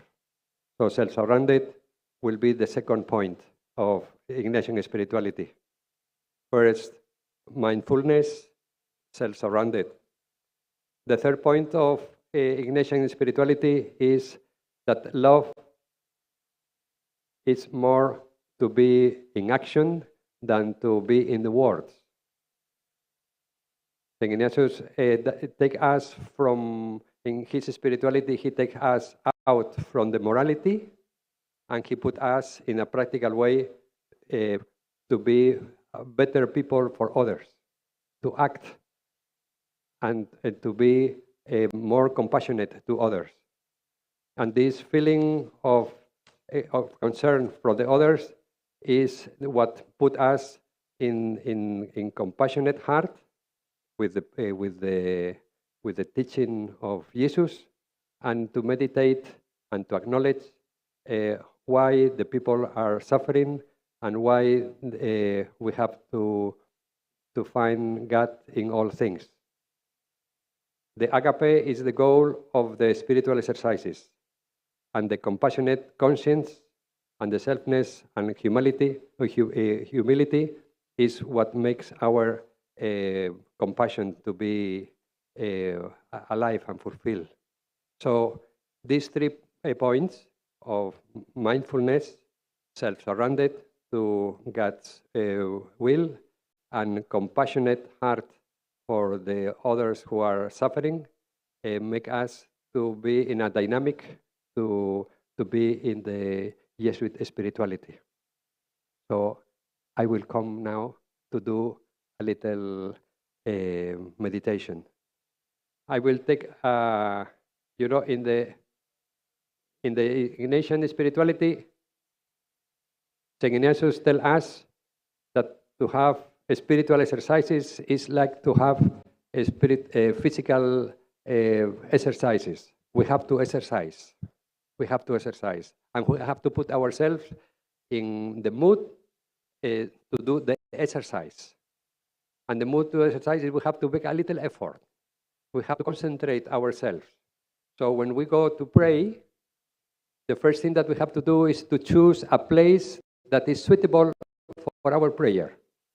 So I would like you, please, to take sit well, comfortable, to take away anything that can bother you, the telephone, whatever you have there in front of you, and to be peacefully, quiet. So we can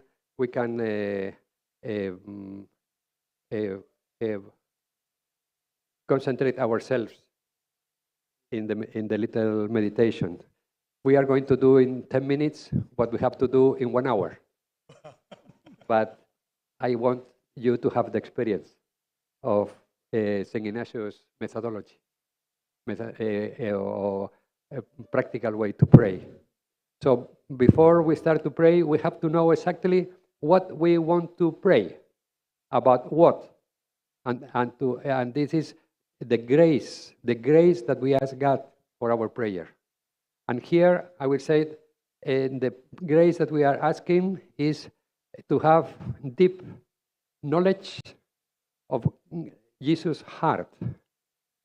Please, God, help me to understand your heart, your merciful heart, because you became a man to share our life, and you showed love by being with us and with your action. Please, God of mercy, teach me your way, please.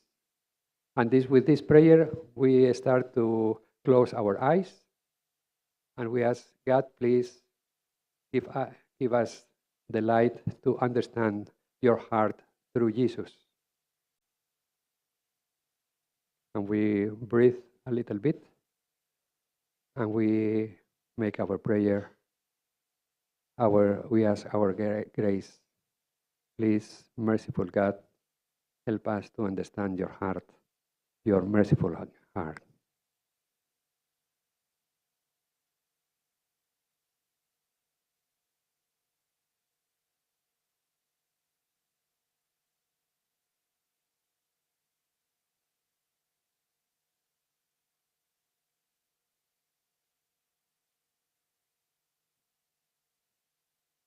And we are going to meditate the parable of the Good Samaritan.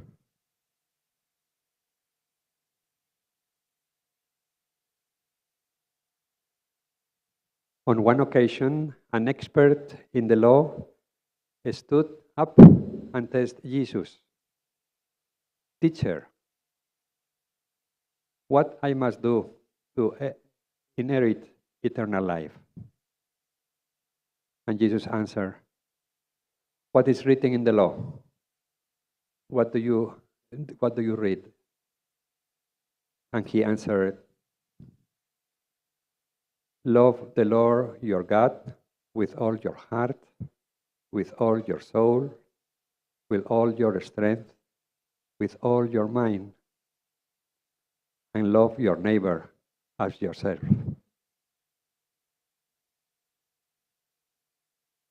Jesus replied, "You have answered correctly.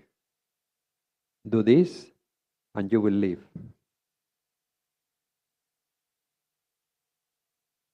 But he wanted it to justify himself, so he asked Jesus, "And who is my neighbor?"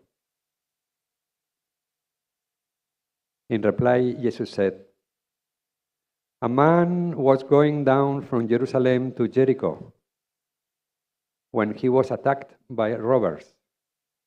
They stripped him of his clothes, beat him, and went away, leaving him half dead.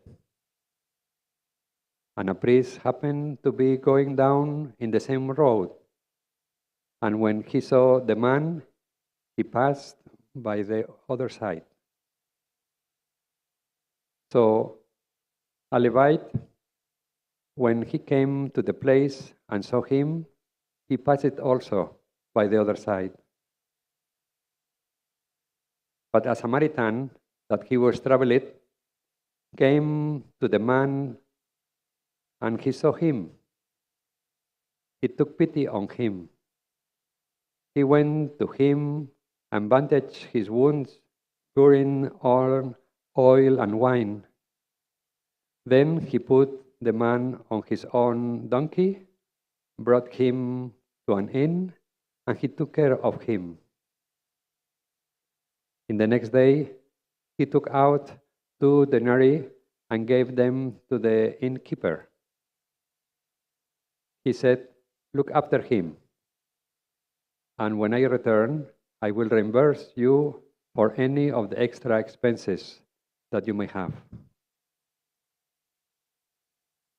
And Jesus said, "Which of these 3 do you think that was the neighbor of the man who fell into the hands of robbers?" And the expert in the law replied, "The one who had mercy on him." And Jesus told him, "Go and do likewise. Go and do the same."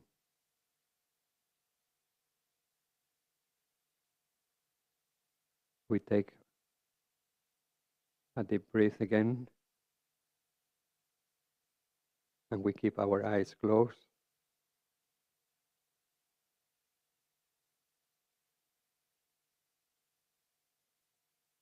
And we go again with our grace that we are asking to God. God of mercy and compassion, please teach me your ways, teach me your heart.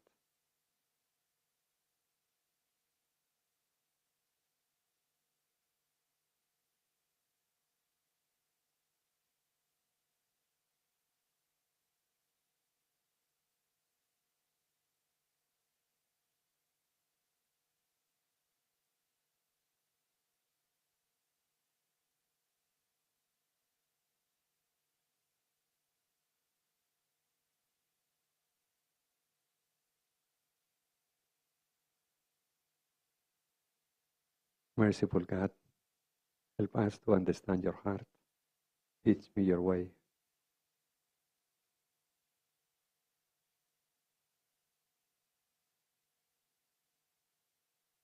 So we keep our eyes closed, and I will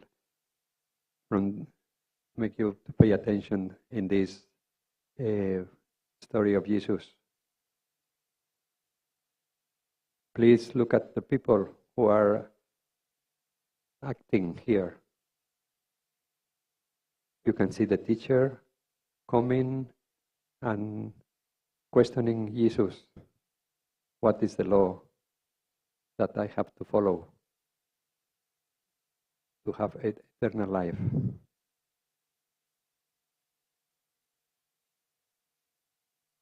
And what Jesus answered.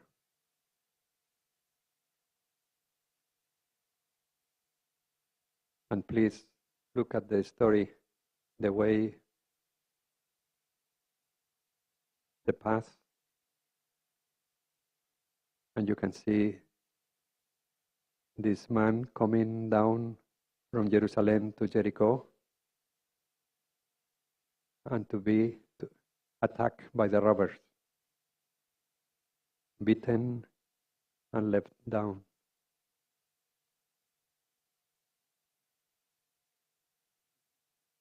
Then a priest came and he passed away. A Levite came and he passed away. And another who is coming from Samaria, he was feeling pity on him.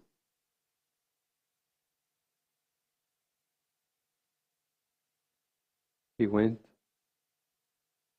and curing his wounds, pouring out oil and wine, and put him on his donkey, brought him to the guest house, to the inn, and put him in the place to rest.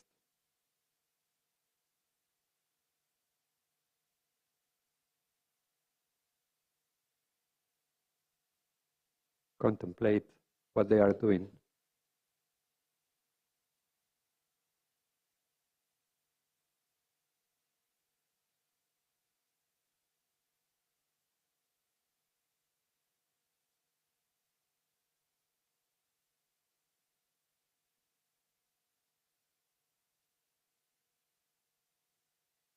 Now look at their words. Listen to their words in the dialogue.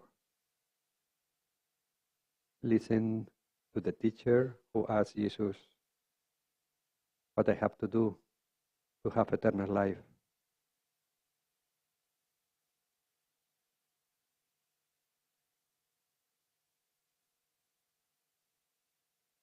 And what Jesus answered.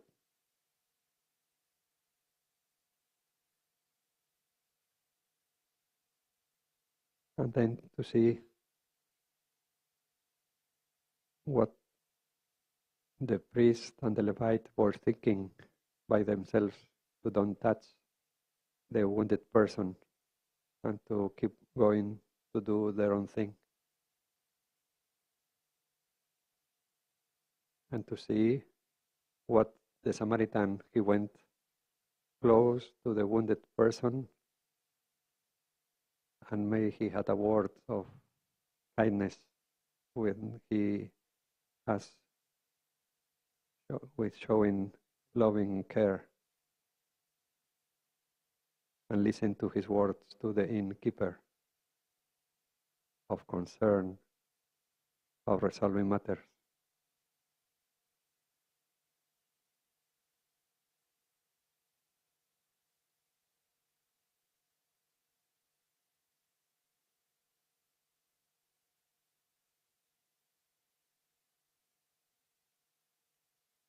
And now please, after seeing and listening, what is this story telling me to my heart? How I feel with this teacher, with the Levite, with the priest, with the Samaritan. What are my feelings of their activities, with their attitude?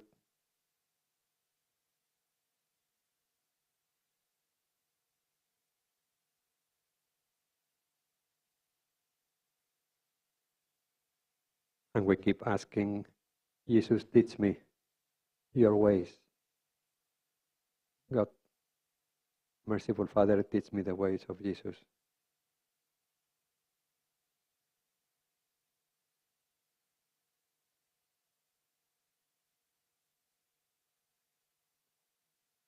So now we can slowly move our hands a little bit and to open our eyes.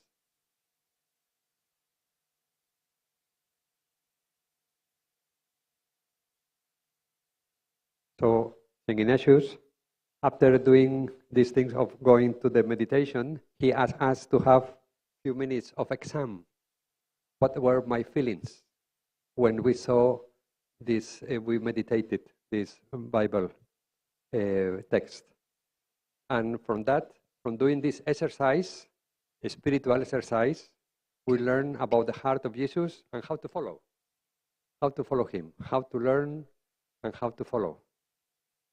I hope you will have once spiritual exercises in an Ignatian way, and like we did here so fast, you will have good extra time to meditate Gospels like we meditate today, and put peace in our heart through the Jesus teaching.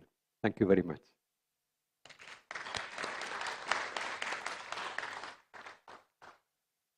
Do you feel peaceful? In my heart, there is God, there is Buddha. I have no doubt my happiness, it comes from the great emptiness all media of things are joyful in oneness. Harmonic is oneness is more than just happiness. When you are feel peaceful and then your heart always be happy. So we thank our Reverend Father, Bishop, and lead us to have the exercise. Thank you again.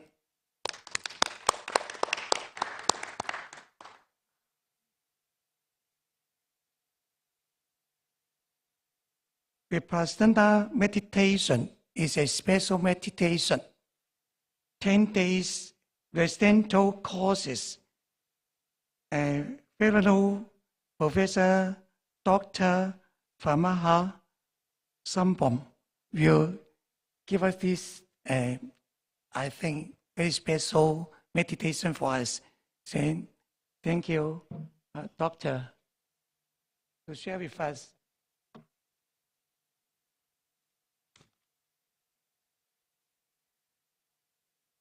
Thank you so much, moderator, for introducing me. Good afternoon again. This is my second time. My topic is about Vipassana meditation. I think you know very well Vipassana meditation. It is a very popular method for happy life in Buddhism. So my topic is about Vipassana meditation for healing the wounded humanity. At first, let me show you the situation, that what we call wounded humanity. Human beings are facing the different kind of mental illness in the contemporary world. There are many kind of mental illness like anxiety disorder, bipolar disorder, depressive disorder, eating disorder, obsessive compulsive disorder, sleep-wake disorder, something like that.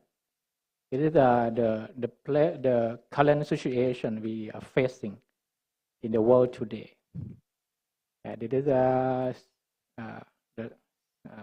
picture show the problem, the current problem about illness, mental illness.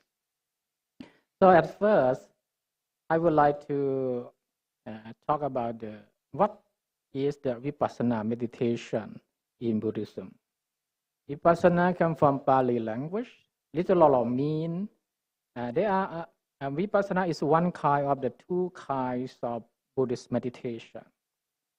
The two kinds are calmness meditation, we call samatha meditation, and insight meditation or Vipassana. Vipassana comes from two words. Vi can be mean deep. Vi can be mean deep, clear, or insightful. So Vipassana meditation can be translated as in English as insight meditation or something like that. Vipassana can be mean to see things as they really are. To see things, especially our mind and body, as they really are, not as what we want them to be, not as our defilement want to be. To see things objectively, not subjectively. To see things with direct experience or direct wisdom, practical wisdom. To see things with practical wisdom, not with discrimination or conceptualization under the influence of greed, lopa, hatred, dosa, and delusion, moha. Right? Easily speaking, Vipassana is a Buddhist way for living happily in the present moment, here and now. It's very important. Vipassana for living in the present moment. The Buddha said in the sutta, I think you know the Patte-karata Sutta. The Buddha said, do not dwell in the past. Atitang nan vakamayana patikangke anakatang. Do not dream of the future. If we dwell in the past, we not live in the present moment. If we dream of the future, emotional dream of the future, we not live in the present moment. Just concentrate the mind on the present moment. This is the Buddha teaching. Stop the past, stop the future. Just focus on the present moment. This is the, so we can say Vipassana is the art of living happily in the present moment. Only present moment is available. Why we should focus on the present moment? Let me quote the Venerable Thich Nhat Hanh, Vietnamese meditation master, right? Zen master. He said, this saying comes from the Buddha Sutta, Patte-karata Sutta. The present moment is the only moment available to us. And it is the door to all moment. Why he say the only moment available to us? The past not available because it's past us already. The past us already. The future not to come, not yet to come, not available.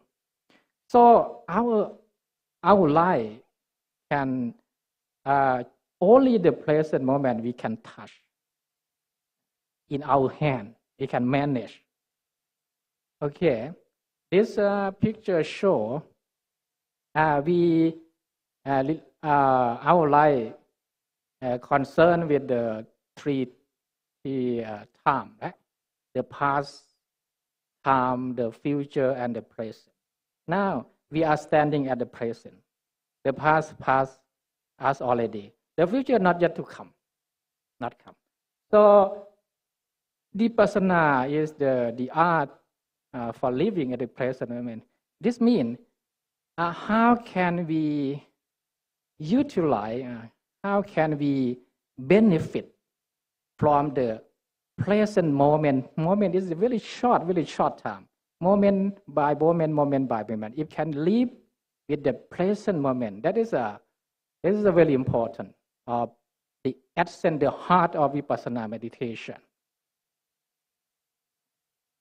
So there are two similar words, right? Mindful or mindful, very different. Similar but very different meaning. Mindfulness means our mind full of many things. We want more and more. We want this, we want that, we want this. Our mind full of desire, need, and attachment. This is the mind that not living in the present moment. Mindful or sati in Pali, mindful. If our mind is mindful, if we have mindfulness, our mind is empty, empty. The empty of like in Mahayana Buddhism, the symbol for the emptiness, it's a zero number. A zero number, right? Zero number is the number no value, right? No value. It in itself no value, but when you put the zero after the other number, for example, after number 1, the value up 10 times. Right? This is the secret of the zero number, the emptiness.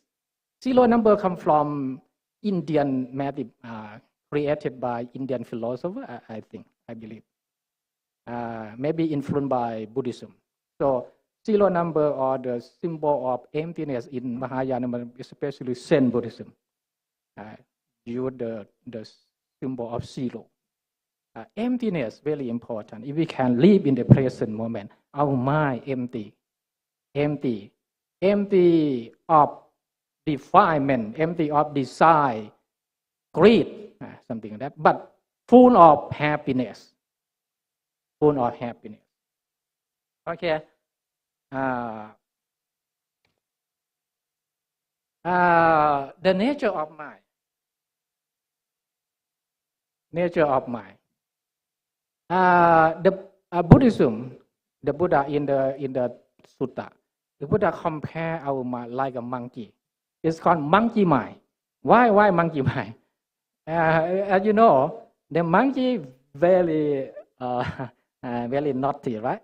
It's like jumping up and down all the time. So our mind same is like running far away here and there all the time. If we cannot control our mind, happiness cannot. We cannot have happiness. Right? So this is the nature of ordinary mind or worldly mind, right? Like a monkey mind. So even our mind is like a monkey, but we can train it, we can tame, we can cultivate it by vipassana meditation. So vipassana meditation is a method designed for controlling our mind, for developing our mind. So in Buddhism, the Buddha compare our mind like a monkey. Monkey is like mind like a monkey or chitta. Mindfulness is like a tool used for training the monkey. Right? Rope like a rope. Mindfulness like a rope. Sati. And meditation object or aramana in Pali. Meditation object or what we meditate. For example, breathing in, breathing out is a meditation object. Breathing in, breathing out when we meditate, right? It's called meditation object. It's like a pillar or pose. So the monkey trainer like a meditator or yogi. This is the tool used for meditation practice or vipassana meditation. If you want to train the monkey, you should have tool like a rope to tie the monkey at the neck of the monkey, right? The neck of tie the monkey with the pose, with the pillar. And then the monkey will be calm more and more. And then you can train the monkey to do what you want to do. What you want it to do, for example, climbing for collecting the coconut fruit, something like that. Anything, or jumping or dancing, something like that. That's like our mind. Okay, and this picture I borrowed from the Chinese painting, right, by the Chinese artist. It's the training the bull. This picture is for teaching the meditation practice. The bull is like our mind. It's not undisciplined, right? Our mind, the untrained mind, like the bull. The sati mindfulness like a rope. To train the bull, we should have the rope to tie the bull. So this man is like a meditator. He tried to fight with the bull again and again. Finally, the bull under his control. The color of bull changed from black into white. This is the mind under control. So, people with the trained mind, in the Satipatthana Sutta, the Buddha said, when our mind well trained, he said in Pali, anisito ca viharati, which means living independent. Naja kinchi loke upatiyati, not clinging to anything in the world. We can live in the world, but not clinging to anything in the world. This is what we call beyond the world, or lokutala in Pali. Beyond the world means we live in the world, we live with it, but transcend it. We live in the world, but transcend the world. So the worldly condition cannot affect our mind. Our mind free or independent within the different worldly condition. Okay. People with the trained mind, as the Buddha said, Selo yatha ekakkano vatena na samirati ewang nintha pasang sesu na saminchanti bandita. Just as a solid rock, a solid mountain, right, is not shaken by the storm. Even so, the wise are not affected by praise and blame. Praise and blame is worldly condition. The condition created by human society. If we practice vipassana meditation, right, we can live in the world. We can live with the praise and the blame. But the praise and the blame cannot affect our mind. It's just the worldly condition. Okay. And this is the solid rock. Vipassana for healing the wounded humanity. Nowadays, there are some scholars in the Western world, for example, in United States and UK and the European country, talk so much about the application, the implementation of Vipassana meditation for healing the mental illness. You can see the theory of CBT.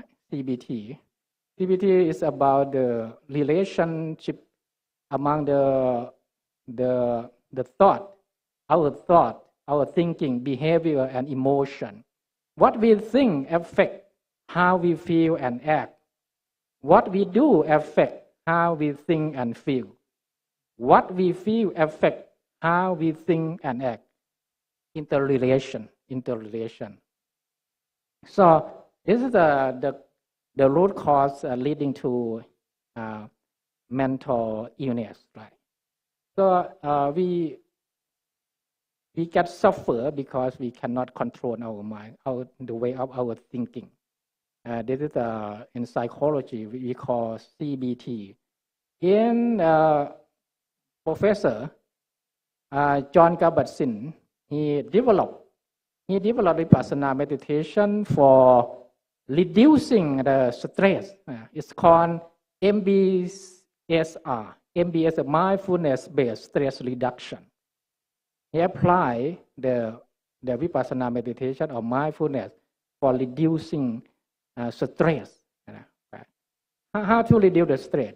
That is the practice, how to live in the present moment, here and now.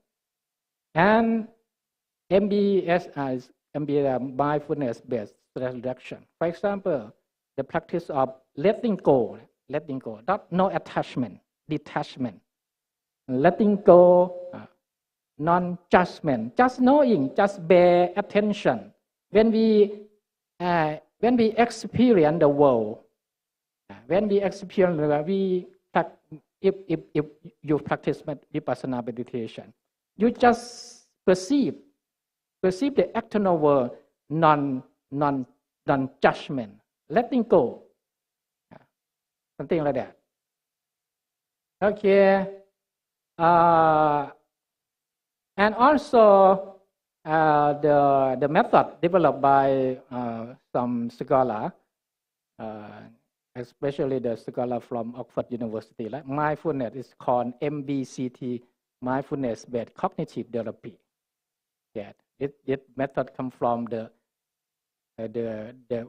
blend, the combination between the CBT meditation plus CBT equal MBCT, a marriage made in heaven.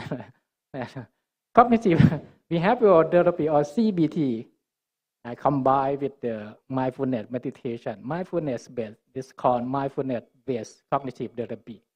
Okay, it is the MBSR plus CBT equal MBCT. Right.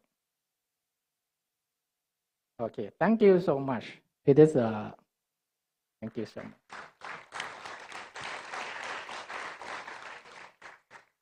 We thank you, Reverend Dr. Pamaha Sambram. Give me more insight. Thank you very much. We can learn the wisdom to see through everything, because don't dread in the past, do not dream in the future, concentrate in the present. Now is the time for our Professor Yan Kwan. He will teach us some exercise, or will give us some special, I don't know how to say, he will say for us. Battery 70%. Very special. Connected to on my phone.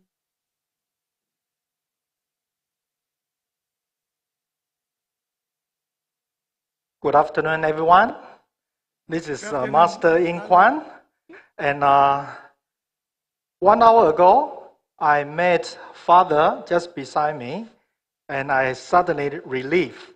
I'm not sweating anymore, because he said, I'm going to teach you meditation for 1 hour. I said, okay, that's good. I can just, relax. And then I heard a ding, and he stopped. And I'm sweating again. This morning, lunchtime, I have a little bit of discussion with Father Daniel, and we were talking about love and agape, the difference between love and agape. I gave him my experience in March this year. I went to Vatican. Truly from my heart, coffee is love. Espresso is agape. I hope I can express enough. So today I'm going to share my profession. I use traditional Chinese medicine theory by using special technique, helping people how to healing their physical body, and then their mentally also can be healing. So if we can look at the PPT I gave to you. Oh, you see I have special necklace on my neck. Today is quite difficult because they gave me this section 4 o'clock in the afternoon. The second day, I can feel the sleepiness, the energies keep coming to me. You feel the eyelid getting heavier. If you can stay to the end of 20 minutes, I will give you this gift. It's a neck massage. They are quite heavy. I brought 90s, so my weight of the luggage was total 60 kilos. Baiyan Qigong is my profession, and what is Qigong is energy healing technique. By using this technique, I help a lot of people. I start chanting Amitofo at age 4. I always go to temple. I like to help people. But when I turned 21, I study at Australia. I went to Fo Guangshan Buddhist Association temple in Brisbane. And I knew a lot of followers. And in the very beginning, they were happy, and some got illness. Some even get worse. They got cancer. They pray, of course, but in the end, they suffered and even lose their mind. They cannot concentrate because the body is hurting so much. So at the meantime, I studied traditional Chinese medicine. I see the different world of view. In the traditional TCM, I'll make a short TCM, it says our body only got 2 kinds of energy. One is good, one is bad. Good energy will stimulate our body go into healthier status. The bad energy will stimulate the illness, the tumor to grow. So, if you like good energy, say, I do. If you louder, I promise I will give you gift. Say, I want good energy. Is it real? Okay. Say, Normally, the sound like this, we say you have very weak kidneys. So when the kidneys energy is weak, we do. So when you are energetic, you say. Okay, 1, 2, 3. Now I'll show you the pictures. I'm going to teach you the first technique. It's called organs cleansing technique. Can you look at the friend or your brother, sister next to you? No, look at your brother and sister sit next to you. Oh my goodness. I thought you are brother and sister. Look, I'll demonstrate with father. Okay. Now your reaction is like this. Agape. No reaction. Please wave or say hello. Hi, hi. Okay, let's do it again. We erase the recording, huh? Okay, one more time. 1, 2, 3. Hi, hi. And I want you to say hi with a smile, and your friend cannot even recognize, is this real or not real? You have to smile like, it's a brother you haven't seen him for 100 years. Oh, okay. 1, 2, 3. Yeah. Okay. The organs, how to cleansing? Because organs needs good digestion. It needs good generate. Has a bacteria, bad energy out of our organs. So now I invite everyone stand up.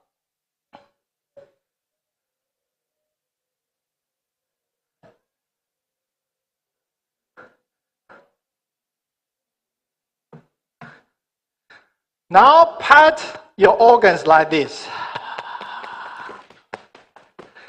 And then you say, "Oh!" Louder. Oh! Okay. Is that cleansing now? Not yet. So that's not enough.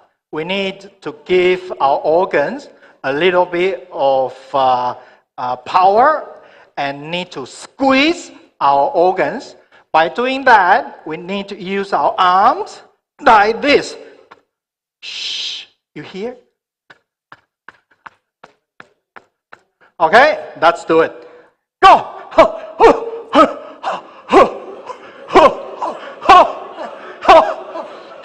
Okay, very good. And our feet, there's an acupuncture point. It's called Yongquan. We can detoxicate all the bad energy out of our feet. So we need to do that. I have to be very careful. Heels up. And down with your whole body weight like this. Okay, your fingers need to be curled like that, like a tiger palms. Now we are doing this.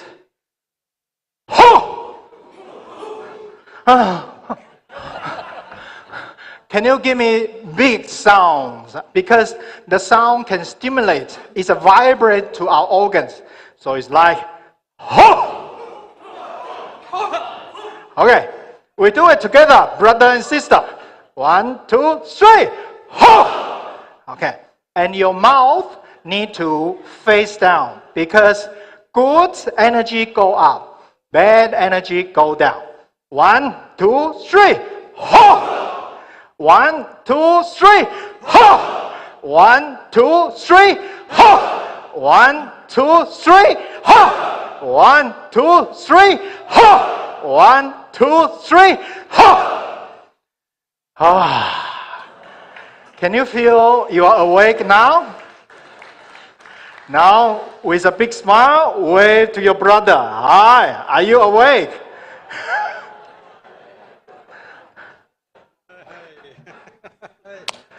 Okay, please take a seat. So, this is called organ cleansing technique. I have taught this technique in 2021 during the COVID. A lot of people suffering from long COVID. After they practice this, a lot of flame come out. So this technique you can practice in the morning first things. You do that. And before you sleep, you do the organ cleansing technique. Will help you discharge all the bad energy. Especially if we feel stressed, because every day we meet a lot of people. People come for help. You need to get ourselves relief, so we do ho. Okay. Now I'm going to teach you further technique. You ha, not from your throat. You have to ha from your 丹田 lower belly. So now everyone touch your lower belly. When we are ha, you have to little bit squeeze like your 丹田 ho. 1, 2, 3, ho! Okay. Some people might feel coughing. Very good. Do it. You just continue to do it. Okay. 1, 2, 3, ho! By strength, our 丹田 will stimulate the whole organs moving. By the time we squeeze with our arms, and then we shake with the heel, ho! The whole body will awake. The good energy will rise. Okay. According to TCM, our human body has two kinds of system. One, everyone knows, is a physical body. The thing we can see, we can check with X-ray, with our bones, our organs. But traditional Chinese medicine says there is another system called energy system. A lot of people I met, 85%, they are not real sick. They only got problem with the energy flow. If we can let the energy flow, we can see our body getting better and recover every day. So, let's say it together. Qi flows.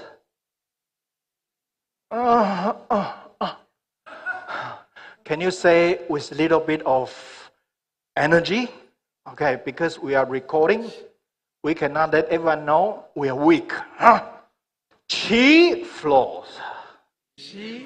Circulation grows. Illness goes. So that's what I'm doing for the past almost 25 years. I just teach people how to cure themselves using the energy floating. The blood circulation starts working, and they see the cells, the organs, their life changed. Qi Gong is the professional term. Qi means energy, or it's called vital life force.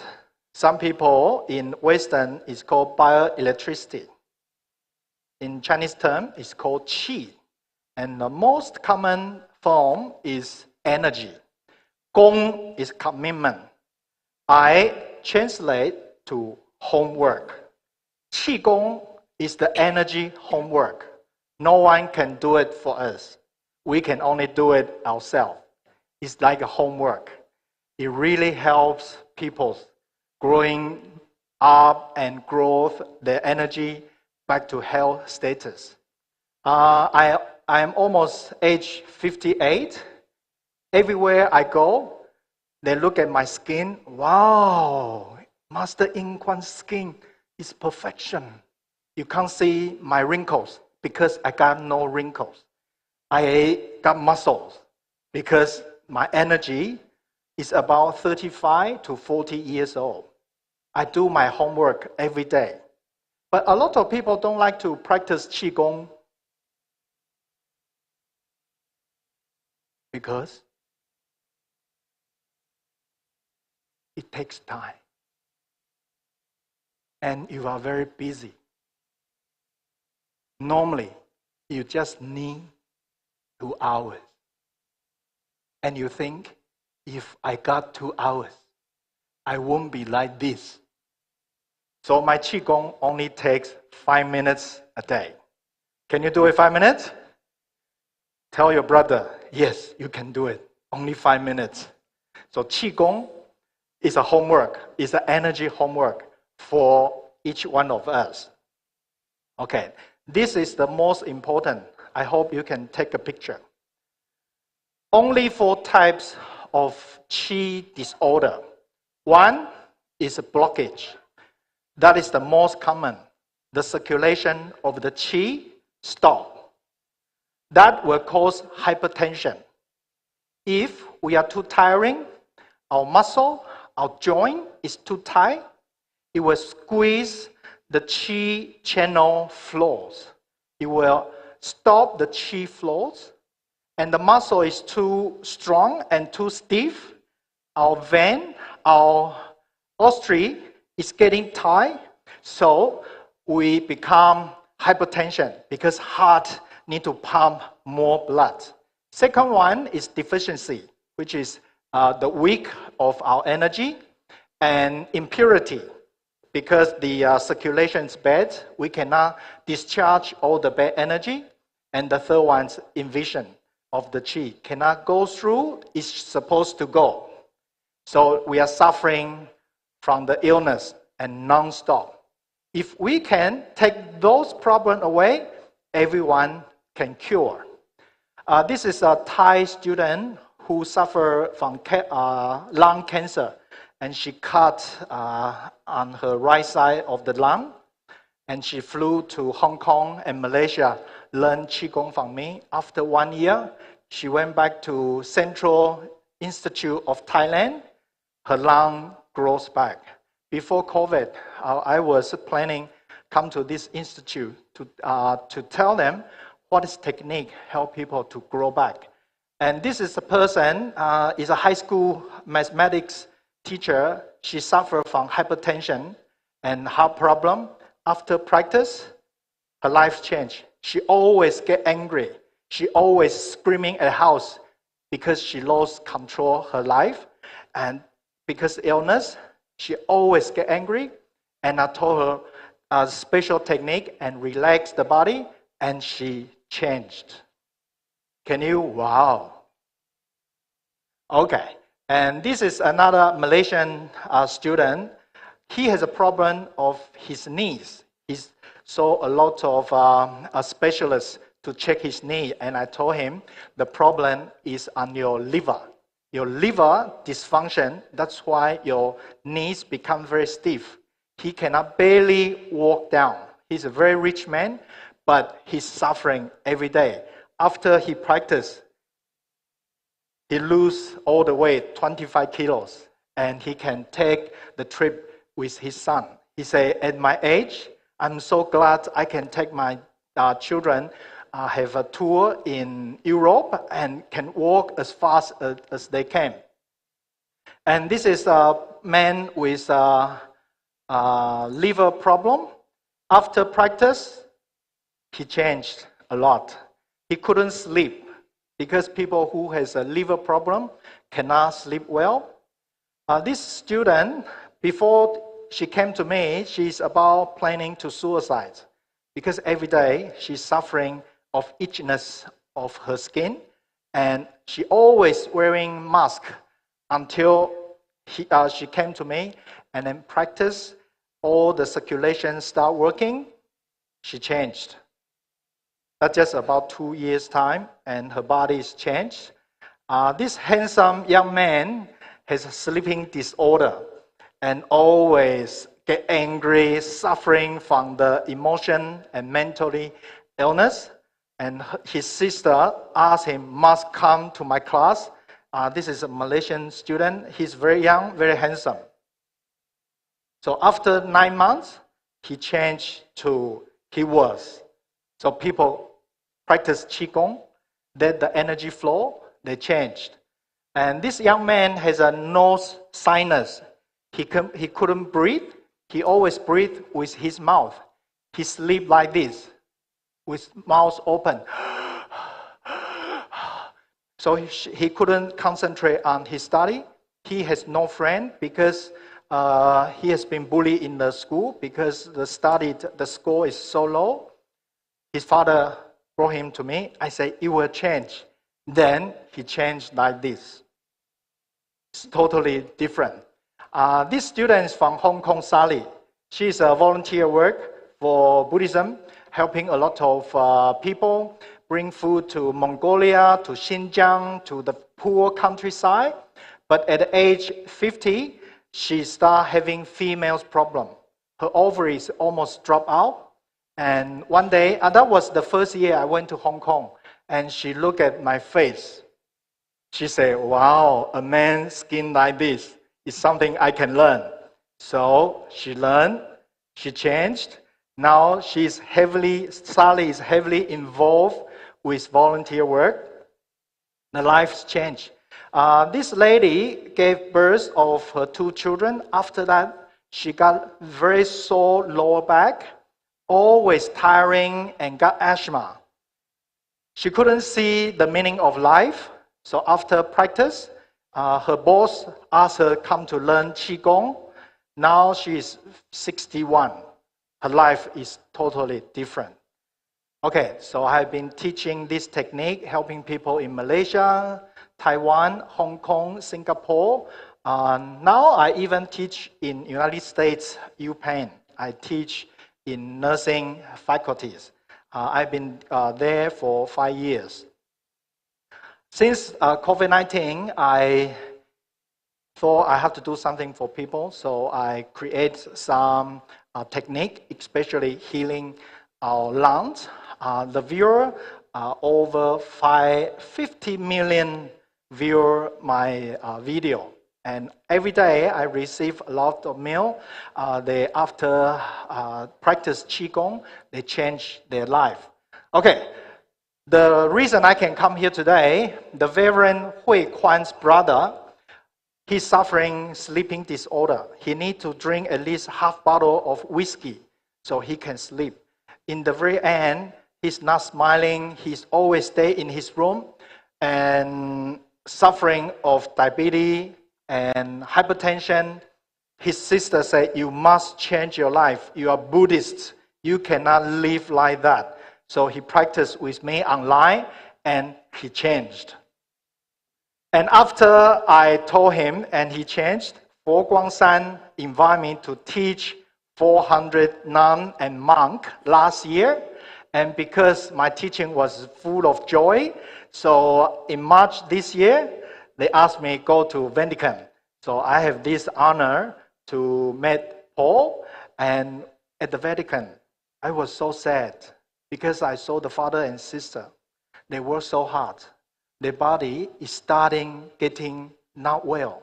So I make a wish. I want to help people. Really, if you let the energy go, you will see the life is different. So I teach palm trembling. This is actually created by the Reverend Grandmaster Dao An. Dao An Master is one of the most important Reverend for the Chinese Buddhism. Okay, this, I wish you can take a picture of this. Our hands has 6 energy channels. Our lung, our large intestine, our pericardium, 3 triple burner, our heart, and our small intestine. Those energy channel, if we can let it flow, you can actually see each one of you's life changed. Okay.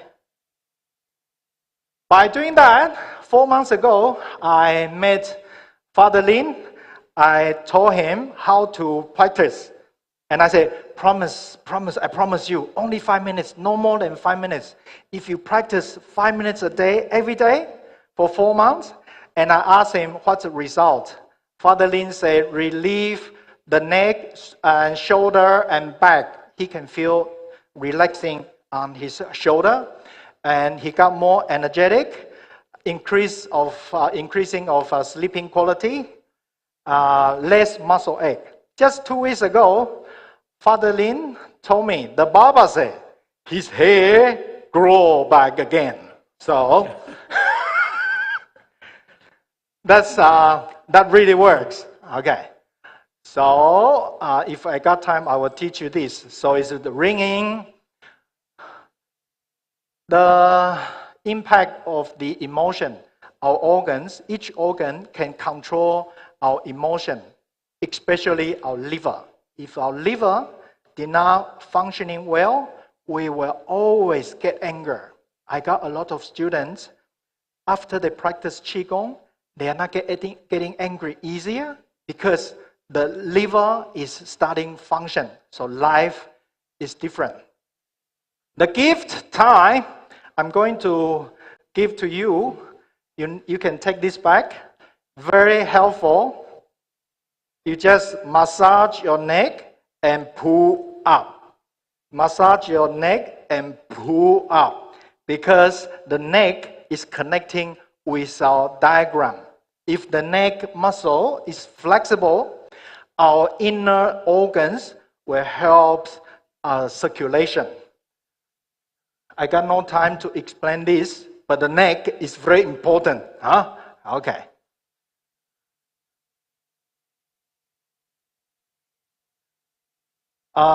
I like to end up with this picture. Yesterday, I joined the mass downstairs. I saw the vision. I saw the light from the sky, from the heaven. I saw the 7 very colorful lights come down. And I opened my eyes, and I saw fathers. They were gathering together with the mass, and I start tearing. Why I start tearing? Because I saw a lot of you with a good heart, helping others. I saw you like a lotus. And especially I heard Father Olivia, what he has done in Cambodia. So yesterday he's sharing his story. I was keep tearing because every one of you can have a good life at home with your family. But you decide, you devote your life to someone you don't know.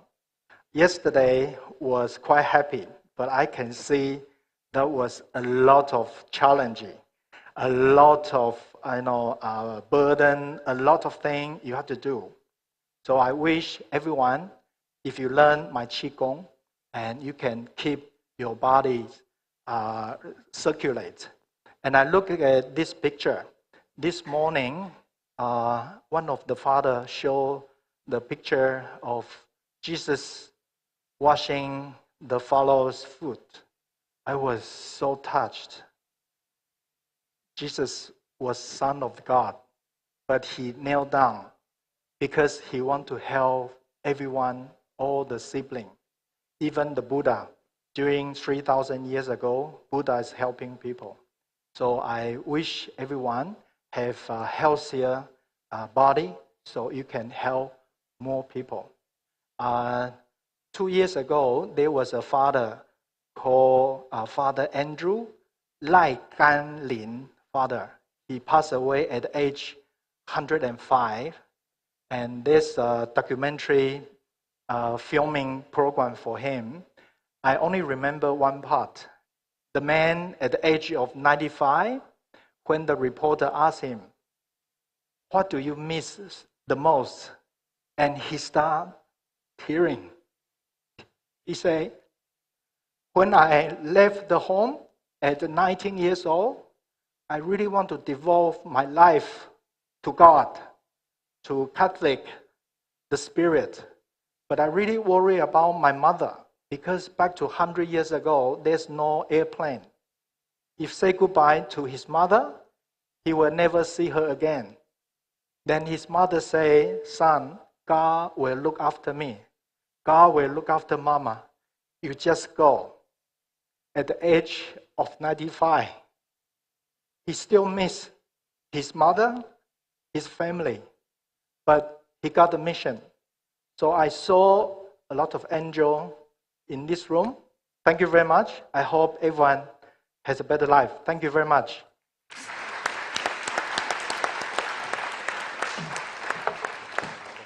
So, how to say?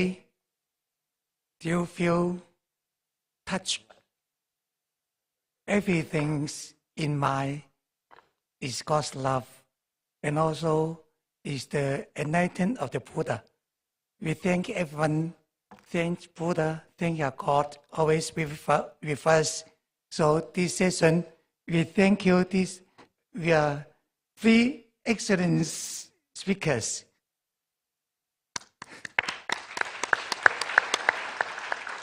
Thank you all of you. This session is finished. Before you go, the student is going to give you gift. Okay, thank you very much for the Father Edward Chow for your modulator.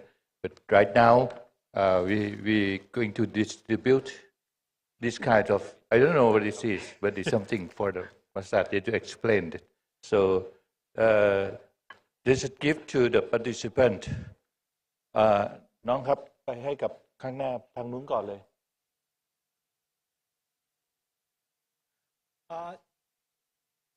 You need to know how to use this neck massager. Yeah, that's why I'm going to ask you that you can explain them how to do it.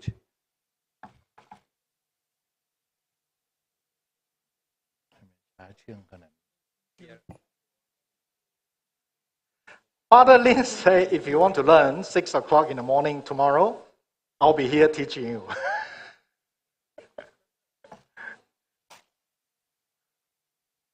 Okay, you open the neck massage. You press on your neck, gently massage, gently, you know what I mean? But the most important, can video shoot my neck? Hello, cameraman. Cameraman, Sabadikap.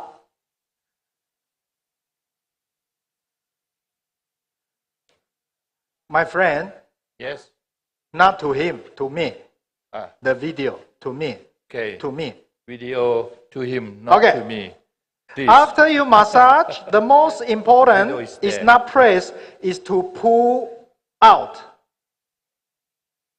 Because we want the bad energy out, so you don't just press in. You have to massage and pull out. Can you feel?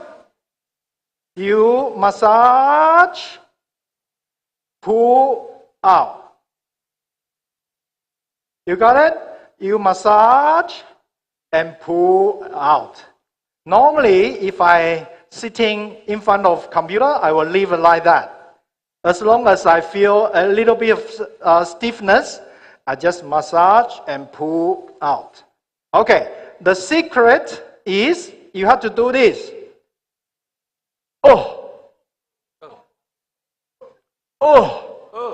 Let the energy, let the air flow. So we have a secret pass message every morning. If you see your friend, did you Oh yeah, I That means you massage your neck like this. Pull, pull, pull. Just a couple times, you will feel heat on our neck, and you will feel start sweating. That means circulation is floating. So that's my best wish for everyone. Thank you very much. Thank you very much.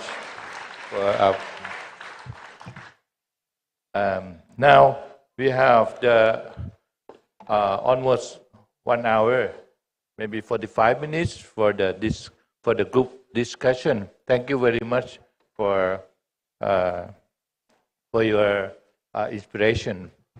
Anyway, now please come back to me.